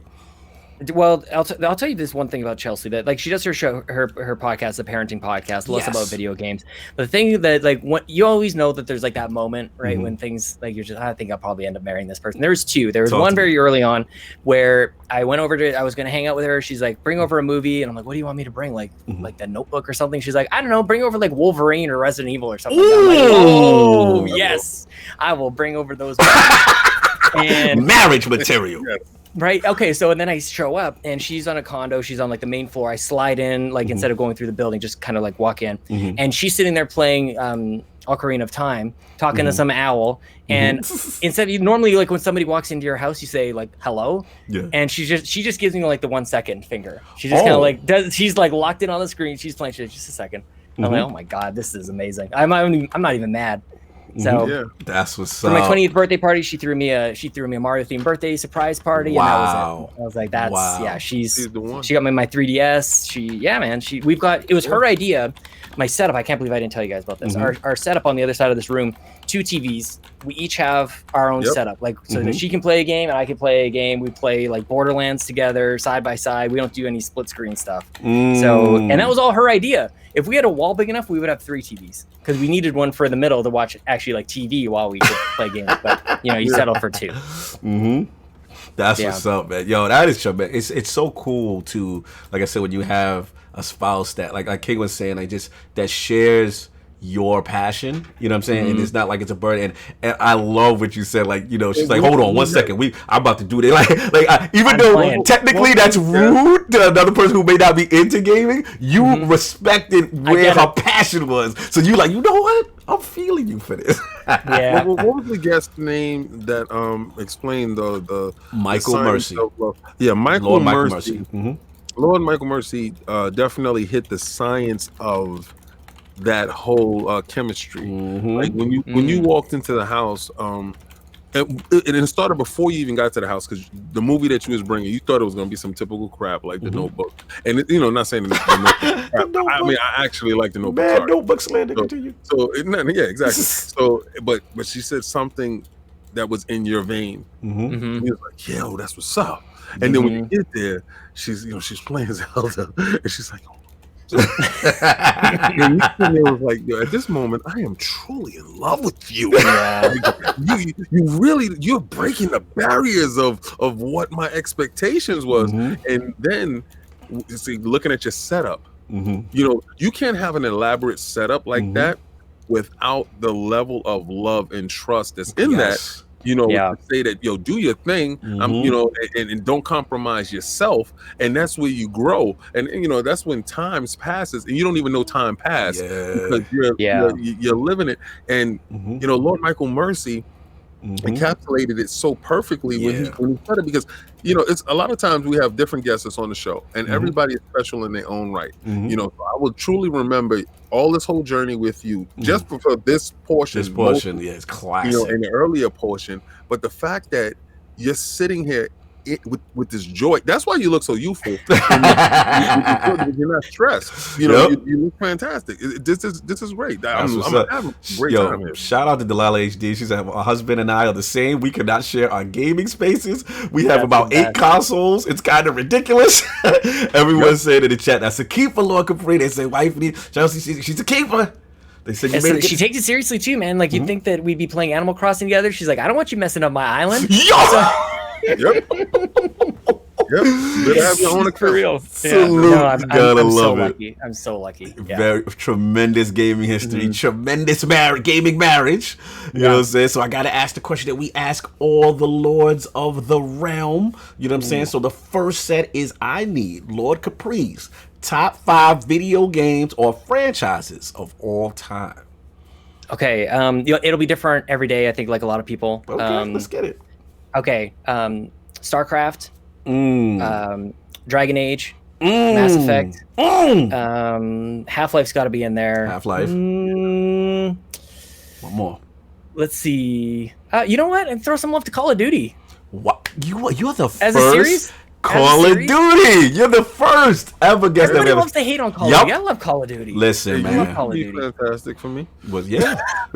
Listen, let me explain. Like, people don't understand. I had this conversation. Shout out to Undead, and Yeah, yeah, StarCraft low. But like as far as Infinity War, I like when Infinity War came in, like the initial, the Zampella Infinity War, those first two, like all that low key.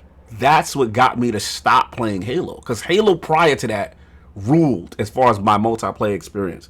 But when I saw those on consoles, it was just wow, next level. Even the campaigns, remember how it was like a badge of achievement to finish Call of Duty on veteran. You know what I'm saying? Veteran is insane. Yeah, like you beat it on veteran, even though the random endlessly spawning enemies if you didn't move forward.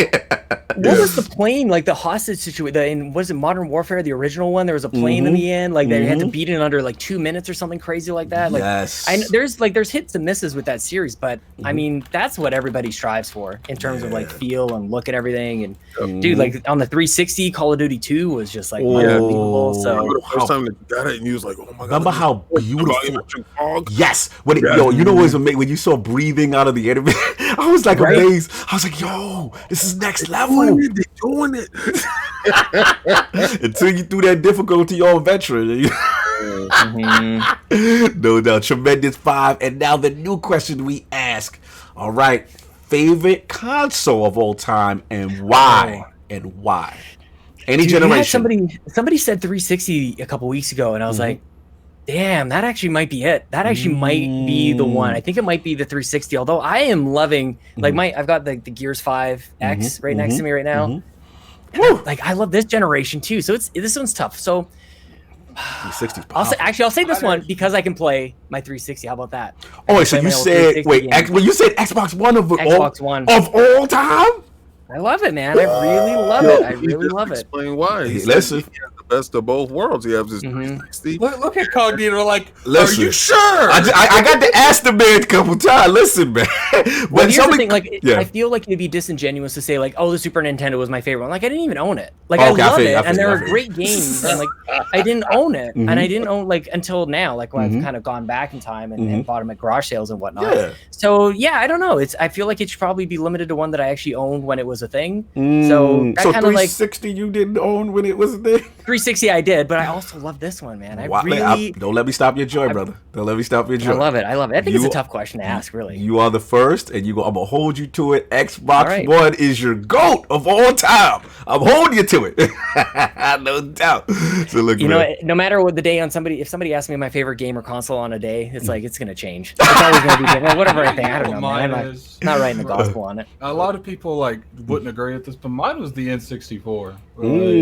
I remember that's where I first like really sat down and played Zelda, because I played Zelda for like the NES and stuff, but I never really played it because I was too young to really comprehend when I played it back then. But like the N64, besides that, maybe the PS1, because I played my first Final Fantasy on that. Yeah, I have two that I'm torn between, and that's Neo Geo and Turbo Graphics. And I ain't never even seen those consoles. Yeah, well, a lot of people didn't see Neo Geo. Yeah, a lot of people financially couldn't see it.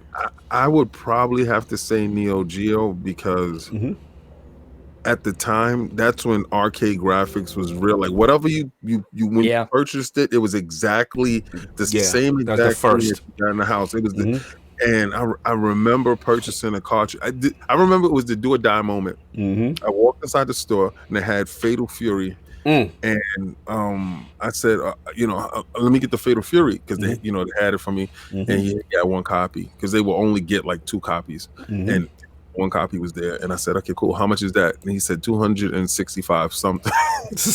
yeah. You're about that life. So I looked right.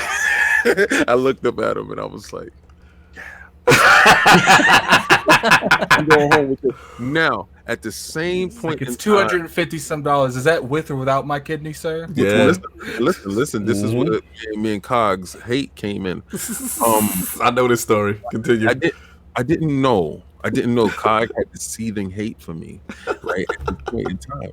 Because prior to this purchase, right here, I didn't know this purchase was going to be the formulation of my demise. Yes. Right, so prior to this purchase, Cog took his equivalent to $250. What was that? 8 meg Genesis. The first 8 megabit cartridge was Strider for the Genesis. So he brought Strider. Now, Cog did not know. Prior to that, I was always in the arcade beating Strider on 1/4. That's my claim to fame. He brought Strider. I sat down in one playthrough and ended his purchase, his My $75 brand new purchase. right in front of his eyes. It said, "Thank you. Good night." I was disgusted. Oh, I was disgusted. I didn't know that he had this hate in his blood, right? Yes. So my $250 cartridge, $250. I got it in the house, and I'm like, "Yo, Cog, you need to come over. It's the same exact thing in the arcade." That Fatal Fury. So he came over, and I couldn't beat Geese Howard. Yes. He proceeded to beat my game with one cheesy ass. Shout out to Andy Bogart with the cheesiest elbow in the game. Shout out to Andy Bogart for Fatal Fury. Let's go. And I looked at him in his eyes, and I saw the joy that was in his eyes. Because he said, "I got you, brother." I got you. Right there. Classic. Listen, And I man. said, "Get out." Get out! You're thinking, yes. Yo, you gotta understand. For us, it's one of those things. We had this rule. Like, it's a stupid rule, but I don't know why we had it. But it was a personal thing. Like, if you bought that new game, you brought the friends over, right? You let your friends try the game, right? You let them try it. But there's this unspoken rule. Like, don't finish my day one purchase in my face. Like you can't be doing, like, you can't come over and we just doing this new experience and then you get it and beat it in front of me. Now you leave and my game is I didn't see it.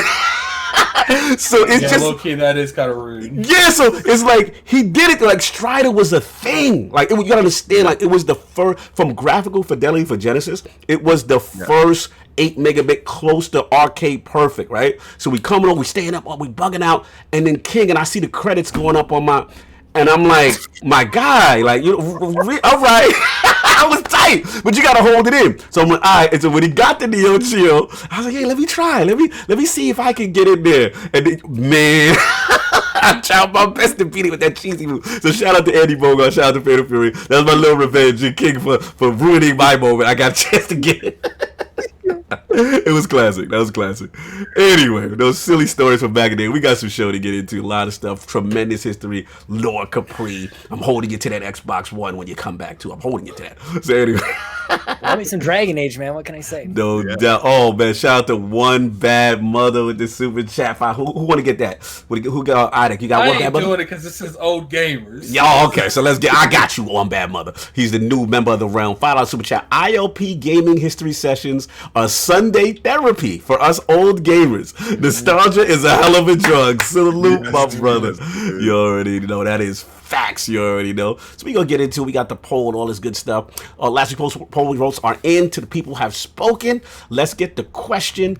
With the initial announcements of Project xCloud, Xbox backward compatibility, and Game Pass Ultimate being staple features moving forward with the next generation, which of these features do you think is most important for the Series X? The winner of the 4-way ILP vote with 59% of the vote is, oh my God, King is gonna love this. Xbox exclusives day and date. Game Pass is the best deal in gaming. That is the winner. I know King would be happy with this result. Coming in at second place with 23% of the vote was Project xCloud. Wow. It will hit markets traditional Xbox consoles will never be able to reach. Coming in at third, 10% of the vote, was Xbox back compat. It's critical to keeping generations of the Xbox ecosystem unified. And in last place, 7% of the vote was, I don't care. Y'all ain't got that energy for that VR and AR with the HoloLens crew. Shout out to all who participated in the poll. Lord Attic, do you agree with the people with Game Pass? I do. No doubt, man. So look, we got some topics to get into. The first topic is up. Lord King grabbed this up with the quickness. So Lord King, man, I believe what's Phil Dominus Spencer? You don't have to act like that. Phil Dominus Spencer was making his rounds today. So let's talk about it, man. What's going on in the world with Phil? All right, so Do you want to you Oh, want you'll be to afraid? Yeah, I'll fret. Okay, I'll set please, up. please, So please, pretty please. much, we had Phil. He was on. Looks like he was making the rounds. He was on 2 shows. One, I believe, was IGN Unlocked. Fantastic interview. Beautiful. But listen, let me tell you, man. Ryan McCaffrey. I know some of the Xbox community gives him a little bit of mess, but this man is always privy to some of the best interviews as far as Xbox, just in general. Great interviewer. He did that generation interview. Oh, that's one of my favorite. When he did the generations of Xbox, he had Phil, he had my man, you know what I'm saying? He had all the generations, man. Peter Moore, he had Seamus. Oh my God. Like, just to hear the stories, and then it was cool to have, Phil as the new kid that has taken the reins. You know what I'm saying? So now, Phil has come back. He was on, Unlocked. He had a lot to say, and the consensus seemed to be very confident, and people seemed pleased. So Lord King, what did you get from that? I know this was your topic, and you wanted to bring it to the realm. Okay, well, all right. So LordCognito hit us in the DMs, and he was like, "Oh, did you check this out? Did you check this out? Your boy's in his bag, right?" And I don't like you guys out here right now that running around talking about, yo, I knew Phil could do it. Shut up. Shut up, man. Because I was on an island by myself. I was on an island by and I'm gonna say it again, by myself. Because a lot of you die hard dudes. I ain't gonna lie, I wasn't on that island with you. No, King was the first. Yeah, King had firm belief from even. What's they called? What's the joint from Transformers? The light or darkest hour. Like, even when it was those moments, King was like, "Nah, that's my man. He's the guy. I'm telling you." Yeah, because a lot of you guys are out here claiming, No. You were saying, let's take a wait and see. You die hard dudes, and I'm looking right into your soul right now because I know the truth. Your receipts are not your receipts are fabricated. Mine's is authentic, right? And I'm gonna tell you why. And y'all already know the story. I talked to him. I didn't care about T-shirts being given out. I didn't care about anything that was going on in the background. My conversation with him was to see what was in the soul of the man, because my company, well, not my company, but the company I chose to love, my Xbox that I chose to love, was on the brink. Yeah. Do you understand how close they were to being dissolved, and that was it? And shout out to the Dawn. Shout out to Terry Myerson. Shout out to the Dawn. Yeah, there was a structure that was in place that was destroying the fabric of the company and the games that I love that probably will never show up again, type of thing. And I was on that part. I was like, man, they really fumbled this joint. And the glory days of the 360, the fun, the connecting TVs and stuff like that. And there was this little shining star in the corner, and talked PhilSpencer. But this is before he got Dominus. This was PhilSpencer. Pre-Dominus talk. And I got a chance to meet him at FanFest. You see, this says FanFest. This is for the fans. Facts.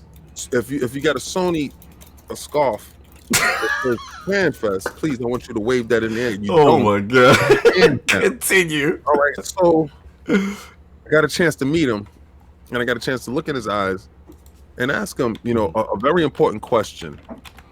And he answered the question honestly and truthfully. Looked me straight in the face, grabbed my hand and said, well, how did you like the show? And I said, you really want the real answer? He said, yes. He definitely is. PhilSpencer is definitely one of those people where he wants the real answer. He might not like it, and he knows he might not like it, but he wants the real answer. You got to respect the transparency. He wants the truth. So he gave me the truth. And I knew that moment right there. So I said, this guy is going to bring back that good old feeling. And a lot of y'all guys laughed at Cloud. You guys laughed at his vision of where Xbox. Nobody cares about backwards compatibility. Nobody cares about old games. Well, and I have to give it off to King because we might bicker around and joke around, do the little bit of these sessions, but everyone on this show at one point in time has went at this man over PhilSpencer. Yeah, we've in the past couple years. Everyone minus King on the round table has definitely at one point questioned or had an issue, right? I remember we used to have conversations on this show where it's like, Man, I don't know. You know, Phil might not be that dude. Like, it was more so like he's got a lot to prove, right? Because of what's going on against him. You know what I'm saying? And hold on one second, I just got to get Forte. Shout out, put the crest of Forte file in super chat. Sorry for being late, but I was rating at an absurd time last night. Shout out to the Lords for making my quarantine day better. Hashtag 3 a.m. rating, my man. Salute that you can make it. I joined his party. He had like 6 people in there. I knew what was done. I knew what was You already up. know what's I was going like, on. I'm going to see myself out of the room. You don't have to tell me. So, King, back to what you were saying. You know, obviously, like we're giving it up to you. We are bending the knee to King for the vision. You know what I'm saying? And seeing it. Now my man is in this now we're in dominance mode, right? We're in Maximus. And he's in this interview. Did you see the level of confidence that he was exuding? He did. He had crazy confidence. Did you know what that man knows? He got a secret for you. Because what he said in the interview, and if y'all didn't hear it, I don't believe in that secret sauce. Yes, he said that. You know, I don't subscribe to that. What's on the paper is on the paper.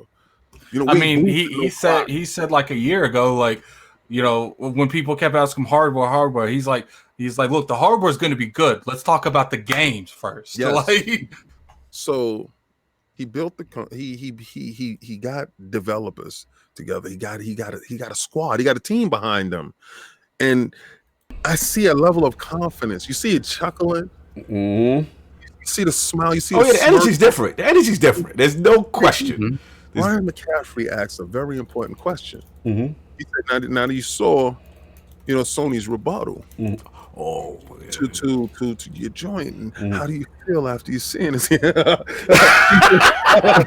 do that laughter, King. He ain't do all that. King, you throw that sauce on it now. You see, we good. I feel really good after seeing that. What's okay? What's up, Eddie? Just keep going, King. Keep going. After seeing that, I feel really good. I laughed so hard. I think I laughed for like a week right now. It feels like a week. It's been a couple of days. I'm still laughing inside because he knows no matter what they do, no matter what they come with, it's not gonna get past that. Oh my God, this is a lot of Phil Dominus talk right now. No, you're gonna get this talk. We gonna get this. We get this. I gotta give it. Who did that for you? And the Phil Dominus. That's right. You're gonna get this work because remember you gotta put them together. I'll put them together. He's rocking right now. He's in his bag. Go ahead, King. So now that got both emojis going right now. Continue. Now that you saw that he was in his bag and he knows they can't because they can't reach past where they went. They already boosted, right? They already boosted. They took the rocket boost. They're out of boost right now. They said they boosted up to 10. They can't catch the 12. We've established. Yes. Ryan McCaffrey hit him with another positive question. That question that you was looking for. Now that we know that PlayStation is, you know, doing the economy thing. Yeah. And you know what's left is for price. You know he hit him too. You gonna get that price up over here? Nah, he ain't doing that. Yeah, bro. What? I'm pretty sure he did mention. What I want to bring out is he did mention multiple times that he wanted to state we are flexible on the price. He was acting agile was the word. Continue. Right now we are at the point where it seemed like he was saying we're going to react to the price, not say a price. Right. So okay. Now, when he said this part, this is the part I want. This is my part, okay? Because everybody got their own thing from the interview. But when he said, "Well, would you have a time frame when?" He said, "Maybe June, maybe July." I told you guys that he's going to hold it. He's going to force Sony. Listen, I came into the chat today playing back to back. You know, shout out. I was giving him that Canada love. Oh my God, the Drake is yes. Lord Capri heard your Drake intro in pregame. Yes. I waited 4 days. He did the response. Okay, so we literally doing some peak PlayStation's make Meek Mill right now. So that's what we doing. We already. I told you that. I told y'all before there was Meek Mill.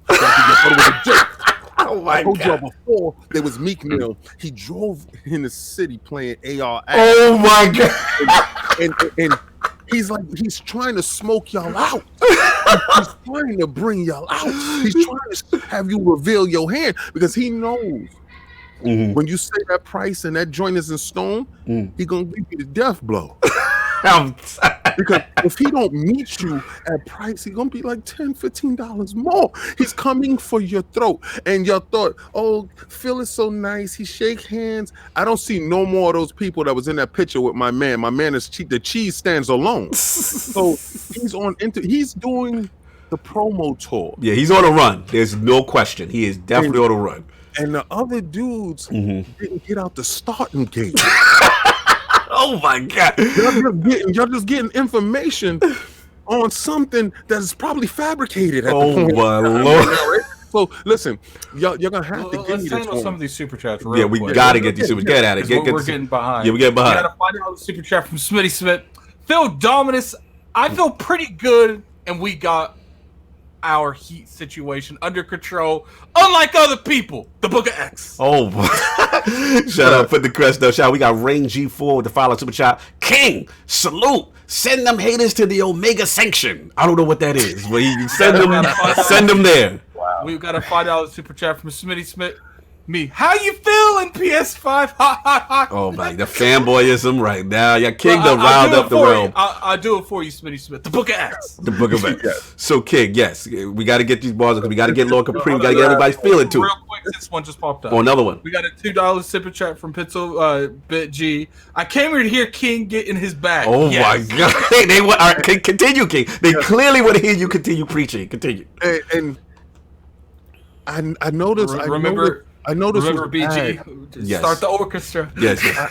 I noticed it was bad for the PlayStation Nation when my timeline didn't get no ads. I noticed it was bad for when everything I foretold. Christopher Hart is tired of you. Christopher Hart put something in there for you.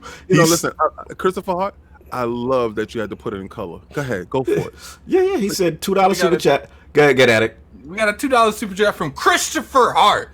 PS5 got y'all this scared. Question mark, laugh. And then we got G. Mark Lewis with the $2 super chat following. Every PS5 comes with a fire extinguisher.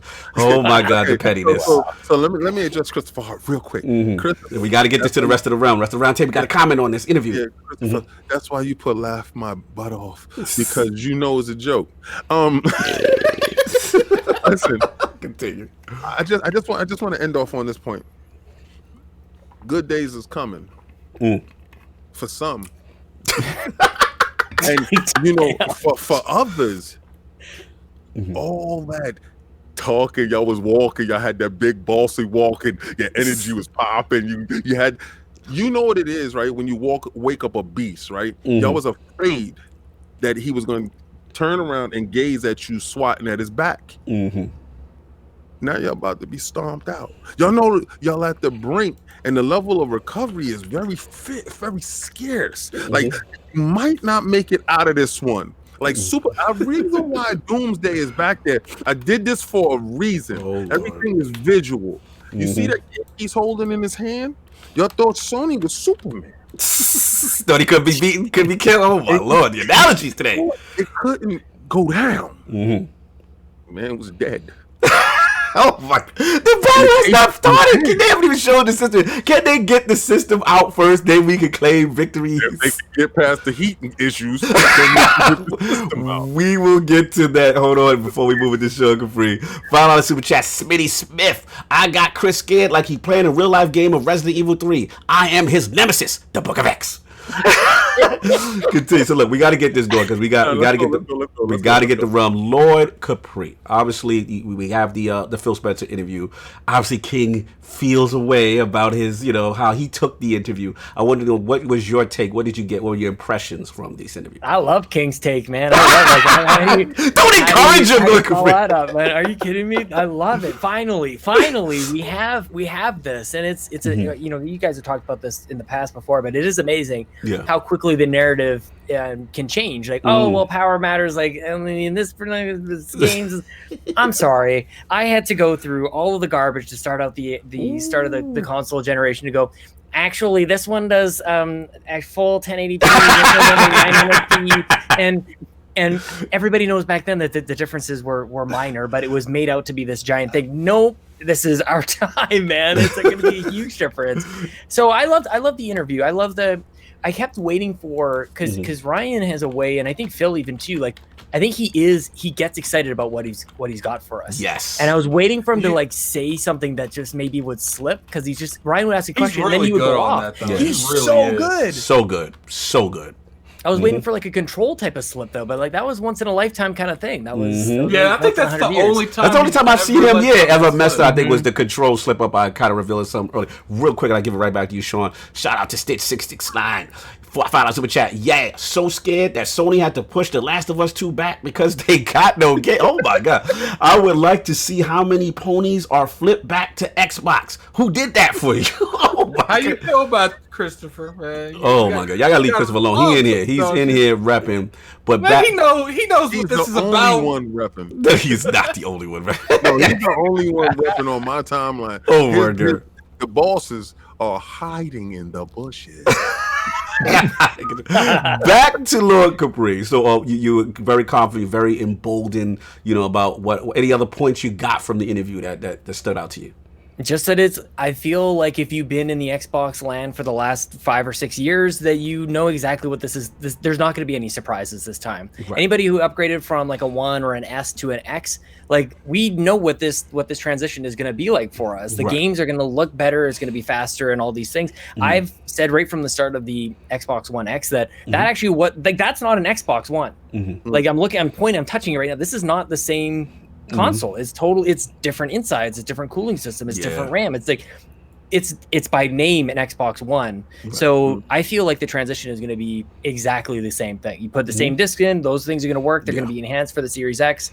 So a lot of it is like we get news, but we're like, we kind of knew that already. Like the smart delivery, we're like, didn't we know that already? But like we didn't. It just makes sense. And that's the comfort that I have, where I think a lot of the benefit of the doubt is being extended into Sony land. I'm not sure, aside from like why is that? Xbox never gets. You and King are on the same page, boy. Continue. We're the same. We're the same. Yeah. I mean, but at the same time, I'll say this too. This is maybe where we're a little bit different.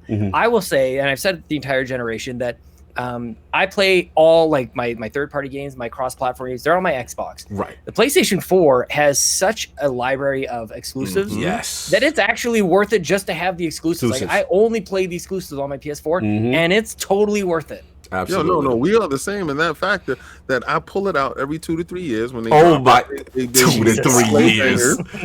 Whenever they drop their AAA bangers, I am at that doorstep. Spider-Man came out last year. So continue. 2 to 3 years. Oh my god. Anyway, Lord Addict, your thoughts on Phil Dominus talk? King, we about to have fun. Turn on. This about to happen. Look, all I'm saying is if already Microsoft didn't have they boot to Sony's throat, this interview made it worse, and on top of that, in the same breath, Last of Us gets delayed. Oh my god, y'all indefinitely. Y'all are messy. Y'all are so messy right now. They didn't even say, "Yo, see you next week." No, they said it's like they said, "We'll see you when we see you." We got that is the next topic. We could get into that, but let's focus on Phil's message, please. At the end of the day, PhilSpencer, he's gotten to the point where I feel like when he originally took over the Xbox, he was like, look, we lost. This whole generation's an L. There ain't nothing we can do. Right. But what we could do is we can make sure this don't happen again. And he was literally having his people just take the water out of the ship, trying to make sure it didn't sink, while he was having the Series X being built at the other end of the pond. And he's like, I just need this to make it to that. Right. And then I can get on that. Well, like you said, you could see his vision. I think even Ryan mentioned it, from console design, right? And going from the Xbox One, kind of like the bulkier, almost the VCR, he even said the S. At the beginning, he said, look, I got a pathway. I need to work on hardware, services, then games. Right.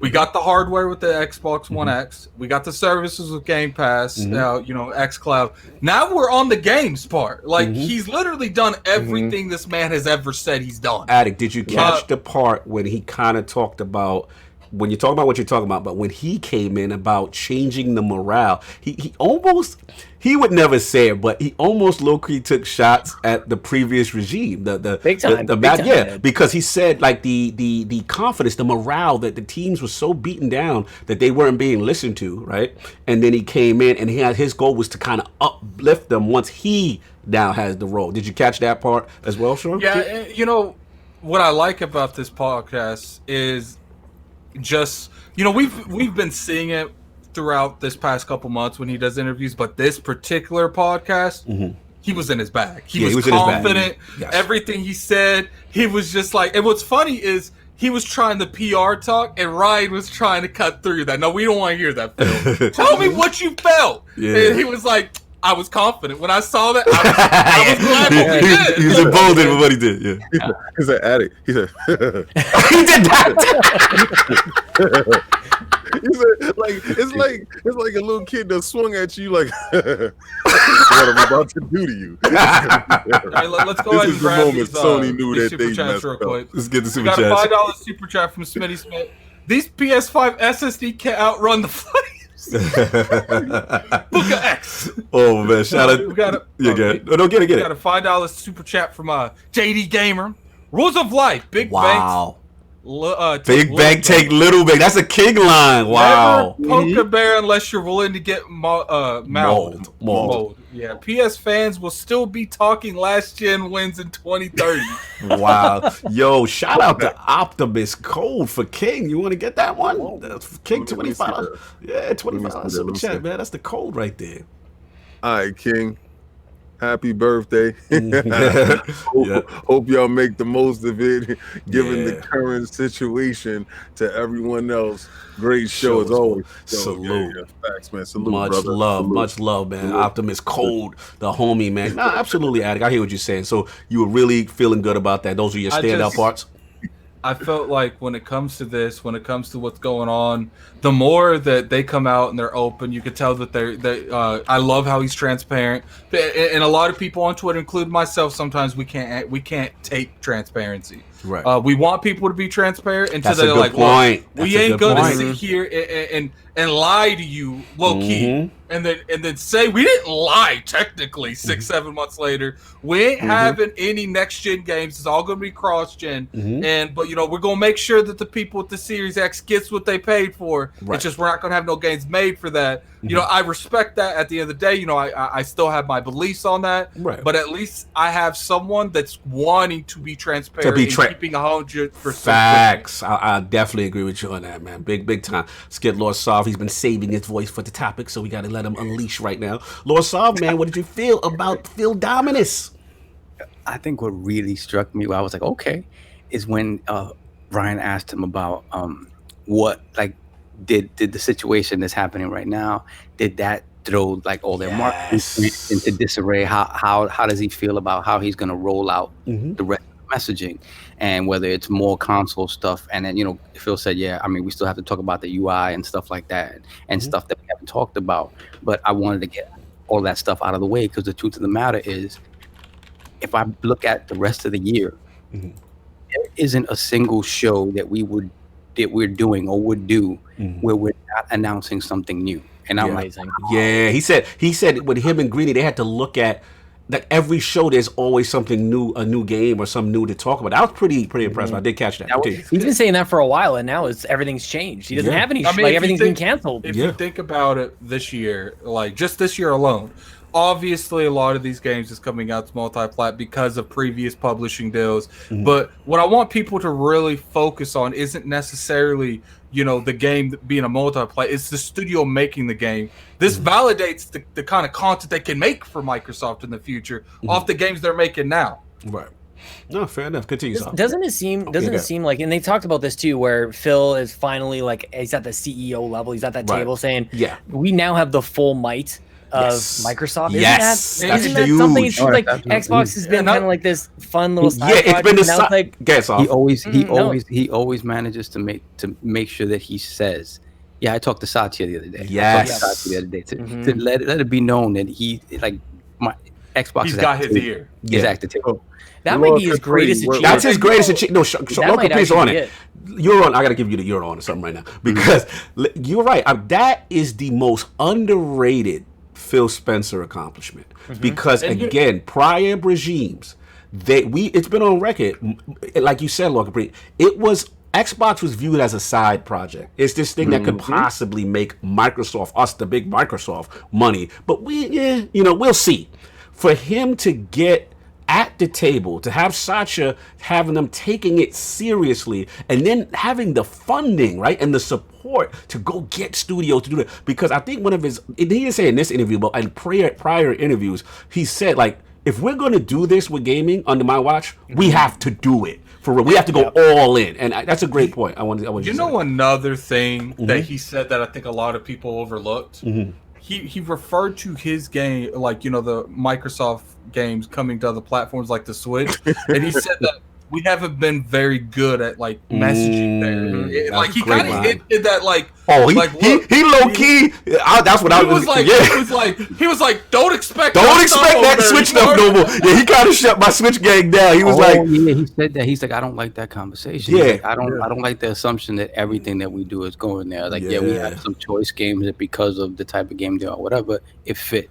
He said, "Don't." Yeah, I like because he was almost kind of mad at that. He was kind of mad at that. You caught the energy, right? It was almost like I don't want to confuse so that every time a new Xbox game comes out, you have to wonder if it's coming to Switch or not. He said, "Yeah, I ain't liking that." Like the energy is different now with that. Wasn't it what I liked what he said is like he said, "I don't like." The communication and messaging we've had towards that. Like I want it to be like I'm gonna say right now that a lot of people, Hellblade 2 is gonna be multiplayer. Nothing is multiplayer. It's all PC and Xbox. Like because he used it when he needed it. That's the thing I love about it the best was he went shipped the games off everywhere else when he needed it, and now that he doesn't need it, I think that speaks to that to me is what that speaks to is the confidence. Like you could if he was worried about the messaging, he could create a clear message about what games are going to be where.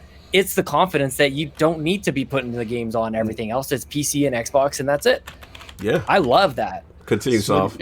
Smitty Smith with that $5 super chat. Sony's management equals disarray. PlayStation 5 architecture unstable. PlayStation fanboys emotional, distraught.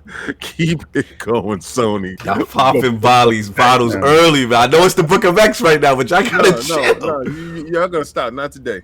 You're not gonna tell me to chill out, sit down, That's King, hilarious. be quiet. I'm not telling you to be quiet. But y'all acting like the battle is over. Like it hasn't still started. It is over. I'm gonna say, all right. So let me go to the other opposite side of the argument, right? Which is Phil. Man, look at Saul have to be Let Saul get his bars off. Stop interrupting. Being logical. Save Saul's voice. Stop interrupting. Beating this whole generation. There's no let's logical bring in this everything down to conversation. earth for a moment. Yes, thank you, Saul. Balance. And just the thing is, he's been Look at very King clear. ain't paying attention now. Oh, I know he ain't paying attention. Good. Continue, Saul. Spit the words. I'm Go ahead. everything Now, saying. this is the thing. He's bringing everybody back down to earth and saying he's been very clear. He said this multiple times. I'm happy with the diversity of our portfolio. Right now, what that means is that you're going to get a lot of new stuff that doesn't look like God of War, that doesn't look like Ghost of Tsushima. So you know that argument's going to happen. That regardless of how much new stuff comes down the pipeline, and I hope that it's all great. Right. A lot. There's not. If there aren't comparable titles to those titles, Right. He's going to get the side eye from a lot of people, and that's just. There's still a lot to prove. There's still more to go. Let's get to The it. diversity is going to be there. I don't think Sony could touch the diversity, but that's not Sony's plan. Right. Like Sony's plan is to wow you with third-person action games. That's Let me interrupt you real quick on that statement. I feel like a lot of the fans of PlayStation gave them that for that. Like they're like, I like PlayStation because they're diverse. They have games for me. I heard that all the time throughout the years. So like I feel like Microsoft really they're toning down. If you think about it, I personally think they're more diverse than Sony now. Oh, like, they got a studio doing just about anything. Now, obviously, me and King joke around. We know that Sony's still a force to be reckoned with. Maybe King's a little bit more thinking, the one-sided thing. But obviously they still got the God of War 2s. They got the. Was diversity really a thing? Was that even a conversation in PS4? Like, It wasn't. That's the thing. No, and I'm not then even you like go, trying no, to throw but it's the shade. truth. It's the truth. Wasn't It's there not a time where like every time we saw a PlayStation 4 game, it was like over the shoulder, action adventure, over the shoulder, narrative driven. Like it was like There you go. Cookie cutter. yeah, it all looked the same. It That's all what sells, right? that's not diverse.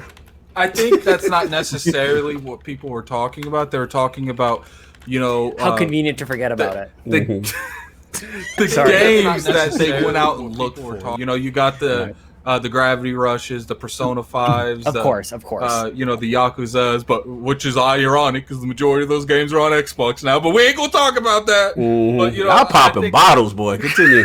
Y'all acting like, hey, no system in that. Y'all acting like it's. Oh, this is mad capping right now. This mad cap. Fraud. Now y'all getting the fraud alert. Y'all gotta relax. Y'all got to relax. Listen, I get it. Y'all getting the fraud alert, but bro, y'all getting the fraud alert. There's no consoles out yet. You know what I'm saying? No, we seen one. What's the other one? We did it 4 days. You made me laugh at that. That was funny. That was funny. Listen. We done showed you ours. Where's yours? Like, all I'm saying is, like, you keep talking about we capping, but we only can cap one way because the other way ain't capping back. You know what? They got guns For statements like that, Cogni is why you was on that pony list. My God. Listen, hey, I must be clearly because there's no common sense here. But listen, I get where y'all getting as far as messaging. Yes, they are rocking them upside the head when it comes to messaging. I get that, but let's relax. The console war didn't start today. We still got a console war to begin. No, King, don't listen to this man. We going at it. We going straight. Going straight. All right, and I'm gonna keep it a buck. For alerting y'all right now, if they drop, all they gotta do is show the system, and be like, God of War 2. You know what I'm saying? Spider-Man 2. They could literally show a JPEG on. It's not no hope. That's bro. Look at the stats when they threw the logo up. It blew up the internet with the logo. So you mean to tell me when they show the system, it's not going to go crazy? They're going to have plenty of that blown up when their system blows up. What happened when Mark Cerny got up there and y'all thought it was going to be that moment? Listen, I understand. It's been fumbling. PlayStation people thought they're going to have that moment next month, but look at that. Oh, my God. They asked Phil specifically. So when Mark Cerny was up there, and he made it sure to say, Mark is a great guy, very intelligent, stuff is very nice. I feel really good where we at, though. Shout out to Sam Warren. Xbox guys running around with the ring with their hands up after a few good rounds just to get knocked out in the 12th. Shout out to Sam Warren. Shout out to Sam Warren. They popping bottles early. First thing I want to say relax. is, we got 210 people in here. Thank everyone for coming. Thank y'all. This is fun. This is fun. If you guys don't mind, hit that bell icon at the bottom so you can get notified when we get the super chats. Get the super chats. We got a $5 super. We got 2 from JD and then 1 from Smitty Smith. We got a $5 super chat from JD Gamer. Phil didn't just get a seat at the table. He managed to get the whole table rearranged.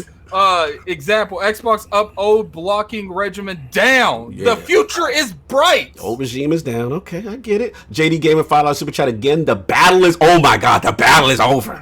It was over when Sony showed up with a 9.2 teraflop system, boosted to 10.3, then sidestepped the power narrative talking about SSDs. It's over, according to JD Gamer. I'm gonna have to get on to something for JD Gamer. Oh, but he can't. All right, I'm only for you. I'm giving him on to something, but he ain't getting it for me. But continue. Oh, let's see. Smitty Smith again. Oh, he coming for me. $5. Nah, Cog. The PlayStation fanboys need these hands. They was talking the whole time. I'm on their neck like a Stone Cold Stunner. The Book of X. Shout out super chat from Gene S. Lords of Gaming's own. Gravity Rush, Persona 5, Firewall, Bloodborne, talk that talk. Talk that talk. Spider-Man, GT Sport, MLB. Oh wait, hold on. No, we got a fraud alert on MLB The Show though. You messed up. You was good. You was good. And you got to do it on Yakuza. Yeah, Yakuza. You got to take off at MLB The Show. You got to take off. Is it Astro Boy a VR? Listen, give him all of that because he's gonna be playing all of that until 2021 when that PlayStation 5 come out. Look. Don't get it wrong. I think I never really played Yakuza. I really enjoyed Bloodborne. It's one of the best games facts. this year. Firewall, but the best games this generation. Yep. Spider-Man's average. Easy. You lost your knees off that. Easy. You lost your knees off that. Continue. That's fine. He can keep my knees if I can call it average. GT Sport, I don't really care about. MLB The Show's a multi-plat now. Yeah. But hold on. Shout out to Gene though. I got it. He's on to something though, because that's a strong lineup. Jonathan B is back, giving me the fraud alert. Mr. Cog Cerny is frauding today. He called me Cog Cerny. Salute. I got the fraud alert. We got a $5 super chat from JD Gamer. The Tower of Power. The Black Monolith stunned them. And the game Hellblade 2 put Xbox foot on Sony's neck. That's why they silent. Hellblade is scary. I'm not really a big fan of Hellblade, but we'll give you that shield, man. We'll give you that shield. I want y'all to understand one thing, right? Okay. So a lot of the guys here are very diverse. Addict is he plays a lot of PlayStation 4, okay? And he's going to be playing his PlayStation 4 with the Final Fantasy. Cog is right now PC Master Race, but he's really, Switch gang. And, Sovereign, he dips and dabs and everything. Yeah, he's everything. I'm this one over here with the Phil Dominus Maximus Spencer talk. If any of y'all got the slander, please come my way. I will take it. I've been taking it the whole time. I don't want y'all to think that this is an Xbox Central podcast. Yeah, right? That's true. I'm the only one out. If you look, I am the only one with a flag on. All right. I just want y'all to understand one thing. So when y'all want to go at the team, nah, it's not them, it's me. Who did that for you, King? Who did that? It's me. I want when the hate come down and y'all say, oh, they know it's me, because without that leap of faith, there's no leap of glory. And right now, you're not gonna tell me I'm not smelling these roses. I'm smelling them. You see the visual? I told you I'm a visual dude. You see the skull? Oh my God. Running on his mind. And I'm telling you, Doomsday is back there for him. Oh my God. Let me get my bars off, man. Let me say something real quick. Look, I joke around. If I put the top 5 of my games this generation, let me say Microsoft ain't on that 5, and 3 of those are Sony games. All right. They make amazing games. They make amazing. It is, but all I'm saying is from a standpoint now, I got nothing to say about PlayStation because they ain't giving me anything. I feel we in April. 1-0 to the marketing team. Salute. It's like the marketing team's undefeated. Marketing team right now. It's like 8-0. All right, let me get my balls off. Look, the interview was outstanding. You know what I'm saying? Phil was in his bag. The confidence was there. The swag was there. They're doing all the right moves. You know what I'm saying? It's not taking nothing away from y'all. Like I get it. Xbox Nation, I feel it. I see the energy. I know what y'all on. It's the beaten up kids that are finally like, yeah, we're bullying the bully. I get it. You know what I'm saying? All I'm saying is, you know what I'm saying, that the things that I took about it was definitely his leadership, definitely taking over. Those were huge. You know what I'm saying? And just the transparency. That is what I give y'all the most.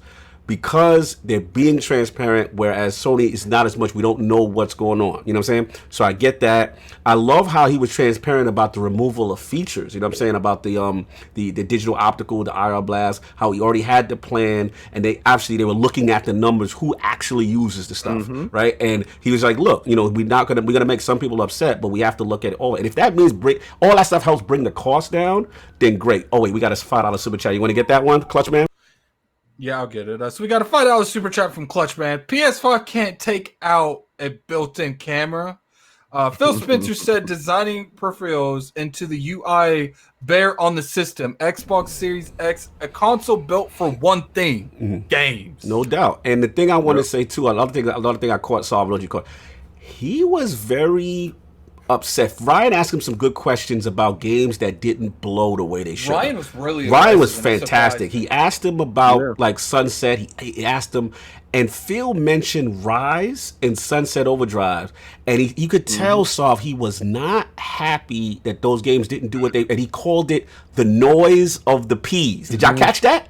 And he basically was saying how the I won't say media, but resolution gate, so to speak, right? Resolution talk overshadowed to protect of those titles. Did you notice how he kind of took a jab at Sony? Because when they're like, the competition, they had these amazing games. He's like, I think price is one of the main reasons we did really bad this generation. Because if you look at the beginning, he was like, Sony had nothing, and we had the games. Like, yeah, I mean, he made some good points defending, a lot of things, a lot of questions we had. The thing I want to bring to y'all, though, is another key thing, and I want to get Lord Capri's thoughts on this as well, is when obviously we know about the pandemic going on right now, right? And we know, obviously we'll talk about, we got delays and stuff going on. And he asked them specifically in reference to hardware delivery and software delivery in this climate, right? And the thing that I got from it is like, the X is coming regardless. Like the vibe I got is that he said, China manufacturers is coming back online. They've already had their, contingencies. That seems like now when Ryan pressed him about Halo Infinite, I think X is definitely coming I out. get that. But now when he talked about Halo Infinite, he made it a statement like, I don't want it to be where we have a gun to a head, like it has to come day and day. If it's ready, it'll be there. He's happy about the production of it now, Halo Infinite, Bonnie Ross and those guys at 343, right? But he didn't seem like married to it. And I know Ryan was kind of on the type of time I am as far as, launch lineup, important. And then he made references to things like, Titanfall came later, Tomb Raider, So I guess I want to bring this back to y'all, and this is going to come with the polling, like the importance of the Halo Infinite. Like, I think I'm monitoring it because I personally think it's very important. Like Sean Capri got that. Woo! Sean Capri. I love this. I think Halo is the difference between them doing amazing next gen and them doing okay. But let me ask Lord Capri this. Like, I mean, we don't really have to ask. Look at no. This is a different question. Relax. I feel Halo Infinite as a launch title is critical. I think this is the most critical Halo ever. I think if this Halo is a launch title they've ever had, if this Halo is great, this is now you could start talking about changing the tide and getting mindset because you have a game, not marketing, a game that is actually like 90 Metacritic, a Halo of old. You could galvanize people, and if this thing looks phenomenal. So my question to you, Lord Capri, is like, can they get away with it not being there at launch, because of the situation in the world today? They definitely can't. And the Nintendo Switch, actually, for whether people like it or not, the Nintendo Switch rewrote the book on how to launch a system. Preach it. That is how you do it. You have a super actually March is. But what it launched with? Well, what it launched with? But like one of the greatest games of the generation, according to a lot of people, will call Legend of Zelda Breath of the Wild. Switch coming in hot. I'm not there. I'm not there. But a lot of people. I'm not quite there. It's probably the best game on the Switch, but game of the But it's the importance of that game on launch with that preach the word. Go ahead. Let me he's on to something. Definitely but here's the thing that I mean, Zelda's big, but like it hadn't sold. Like if you look at the top selling Zelda games, they're not like this was an anomaly. This was something very special. Yes. The thing that gives me hope that I was kind of wanting to just like read King's mind a little bit was like, but what if Halo Infinite is one of the best games ever made? Like that's kind of like where my hype gets out of control because we watched what happened on PC just over the last couple of months when Master Chief Collection launched into Steam, the best-selling game on Steam, and then they re-released or they added combat onto it, and it's like there is a thirst and a hunger for quality Halo, and people are ready for the return, just like they were ready for Zelda to come back. And I think that it is. You're right. It's absolutely critical. You cannot launch the Series X without it. The thing that I took away from the conversation was he started talking about, isn't it bad to launch a system with like all your games all at once? Like, don't you actually want them kind of staggered? We actually said that in the interview too. Yeah. That's what I'm saying. Yeah. But I feel like Halo is the game. That's the one that launches, and then you can kind of stagger but I feel like Halo's been ready for a bit. You know what's funny? I feel so too, but again, in this climate, here's the thing. I think the thing, I don't want to spoil it because we're going to talk about this with Last of Us. I don't want to spoil it, but I think there's another issue going on as to why, as far as global Let's just talk retail. about it. We get it. No, we gotta get to because I got something to say. Super chats, and then we move on. We get King and one. All right, Clutch Man, let's throw it up. $5 super chat. PlayStation 5 can't take out a built-in camera. Phil said we already read that. We got that one. All right, so then we got. Let's see. We got Jonathan B. $5 super chat. Cerny turned my notifications off. When you get your PlayStation 5, just make sure you boost your home insurance because that thing is coming in hot. Oh my god, y'all ridiculous today. You're gonna have to put the coming in hot, man. Oh my You god, gotta put coming in hot. he get the coming in hot. He get the coming in hot for that one. Who Fire got? truck emoji. Look, do we have a coming in hot email yet? Yeah, I've been throwing it up. I'm talking about No, the we don't got chat. the email yet. Oh no, yes, we do have them. Check it out.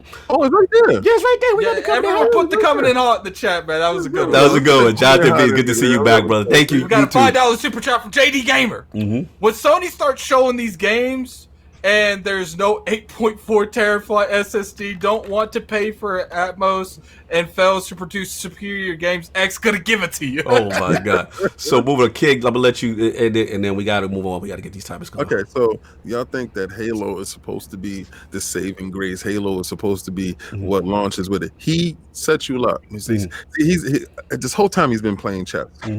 The question, he knew that question was going to come. So we're not married to software. When the software is right, we're worrying about the user interface. We're worrying about the hardware. That's when once we lock that in and that's right, we're not going to rush software. We had that problem before, picking a date and sticking to it, right? So he knows it. He's not making the same mistakes twice.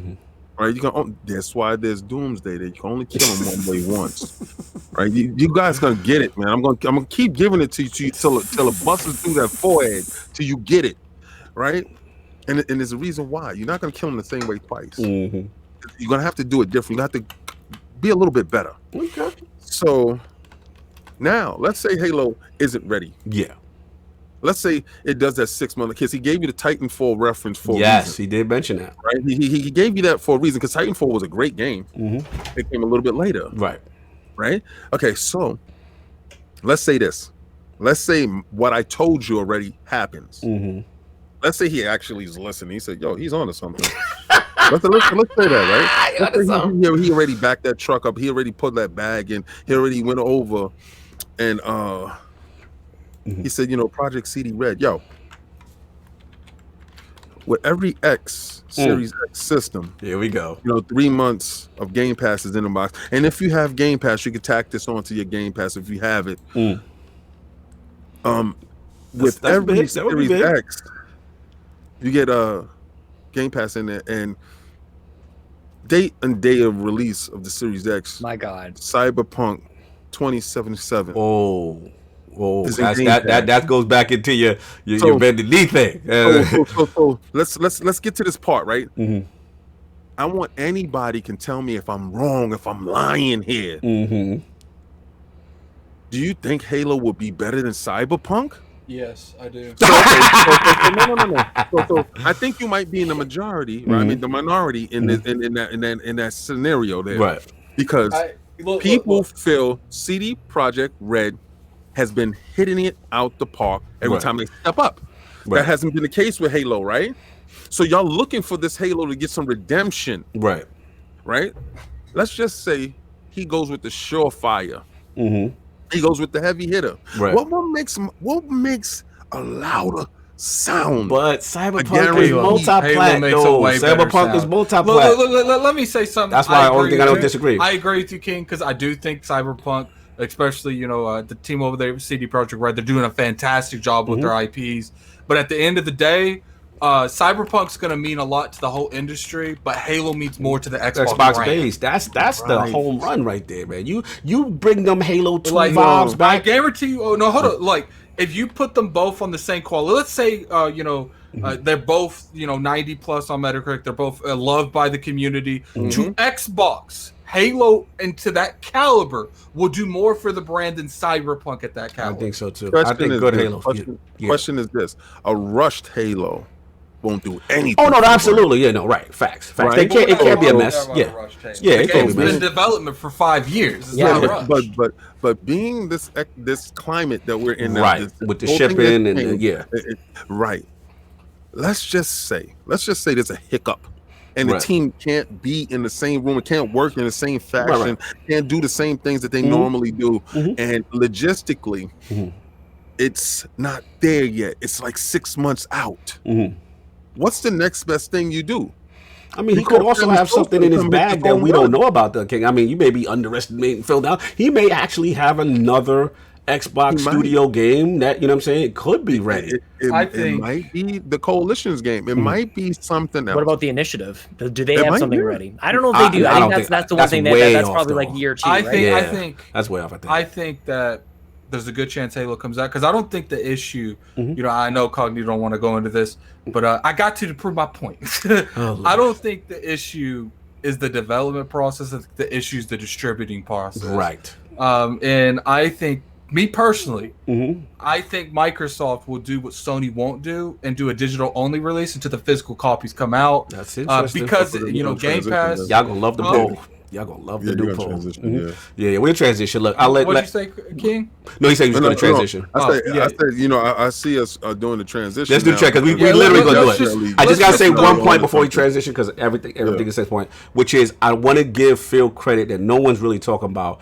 Is they had a fantastic ID at Xbox showcase this week. Those were really good. Under the radar. And King, for the first time, remember I told you we were worried a little bit about the freestyle. We were worried about because his plan got taken away as far as how to plan his E3 and how to plan things moving forward, right? But to see it was no filler, nobody on camera with the faces and he hiding the cringe-worthy jokes, and it was show the game. Had the developer in the background. Shout out to our boys, Lord Stephen Denton, Lady Sarah. They got the showcase for Untitled was up there. There was like 5 games that looked on fire. They were well presented, quick. It was Nintendo Direct style. Boom, boom, boom. Here's the next game. We not giving you no credit. And if they keep that up, it was like 5 games. I got to shout out these games. Shout out to Untitled, and we had 2 Ton Studios on. That looked phenomenal. They had this game called Haven, some little young mystical couple co-op thing. It looked kind of cool. Project Wingman. They had some joints almost like an Ace Combat joint. It was made by one person. It looked fire. Skater XL was fire. It looked like, remember 720 from back in the day, King? Yes. It looked like a new wave 720. The analogs, you control the skater. It looked fire. The one I really got my eye on is this one. Addicts is gonna like it. It's called Undying. So basically, you're this mother of a child, the zombie apocalypse. She got bitten, right? And you have to train the boy, your son. He's like an NPC, but the more you train him, you have to teach him to survive before the timer goes out on your life through the whole story. The game is emotional. It looks fire. Like I'm telling you, they got some sleepers on the indies, and so again, you're saying that they didn't die the same way. What you mean, like as far as the cringe-worthy? Yes, marketing has been on fire. I have to give it up to those guys. So they're learning from the failed mistakes and the freestyles that we was afraid of. Have to admit, a shout to Boomstick Excel. He even mentioned, I forgot who the hire was. But anyway, enough of that. I just wanted to shout that out. That was very important. We're going to move on. Lord Addicts, as we have transitioned, we're talking about global distribution and all this stuff. You're up.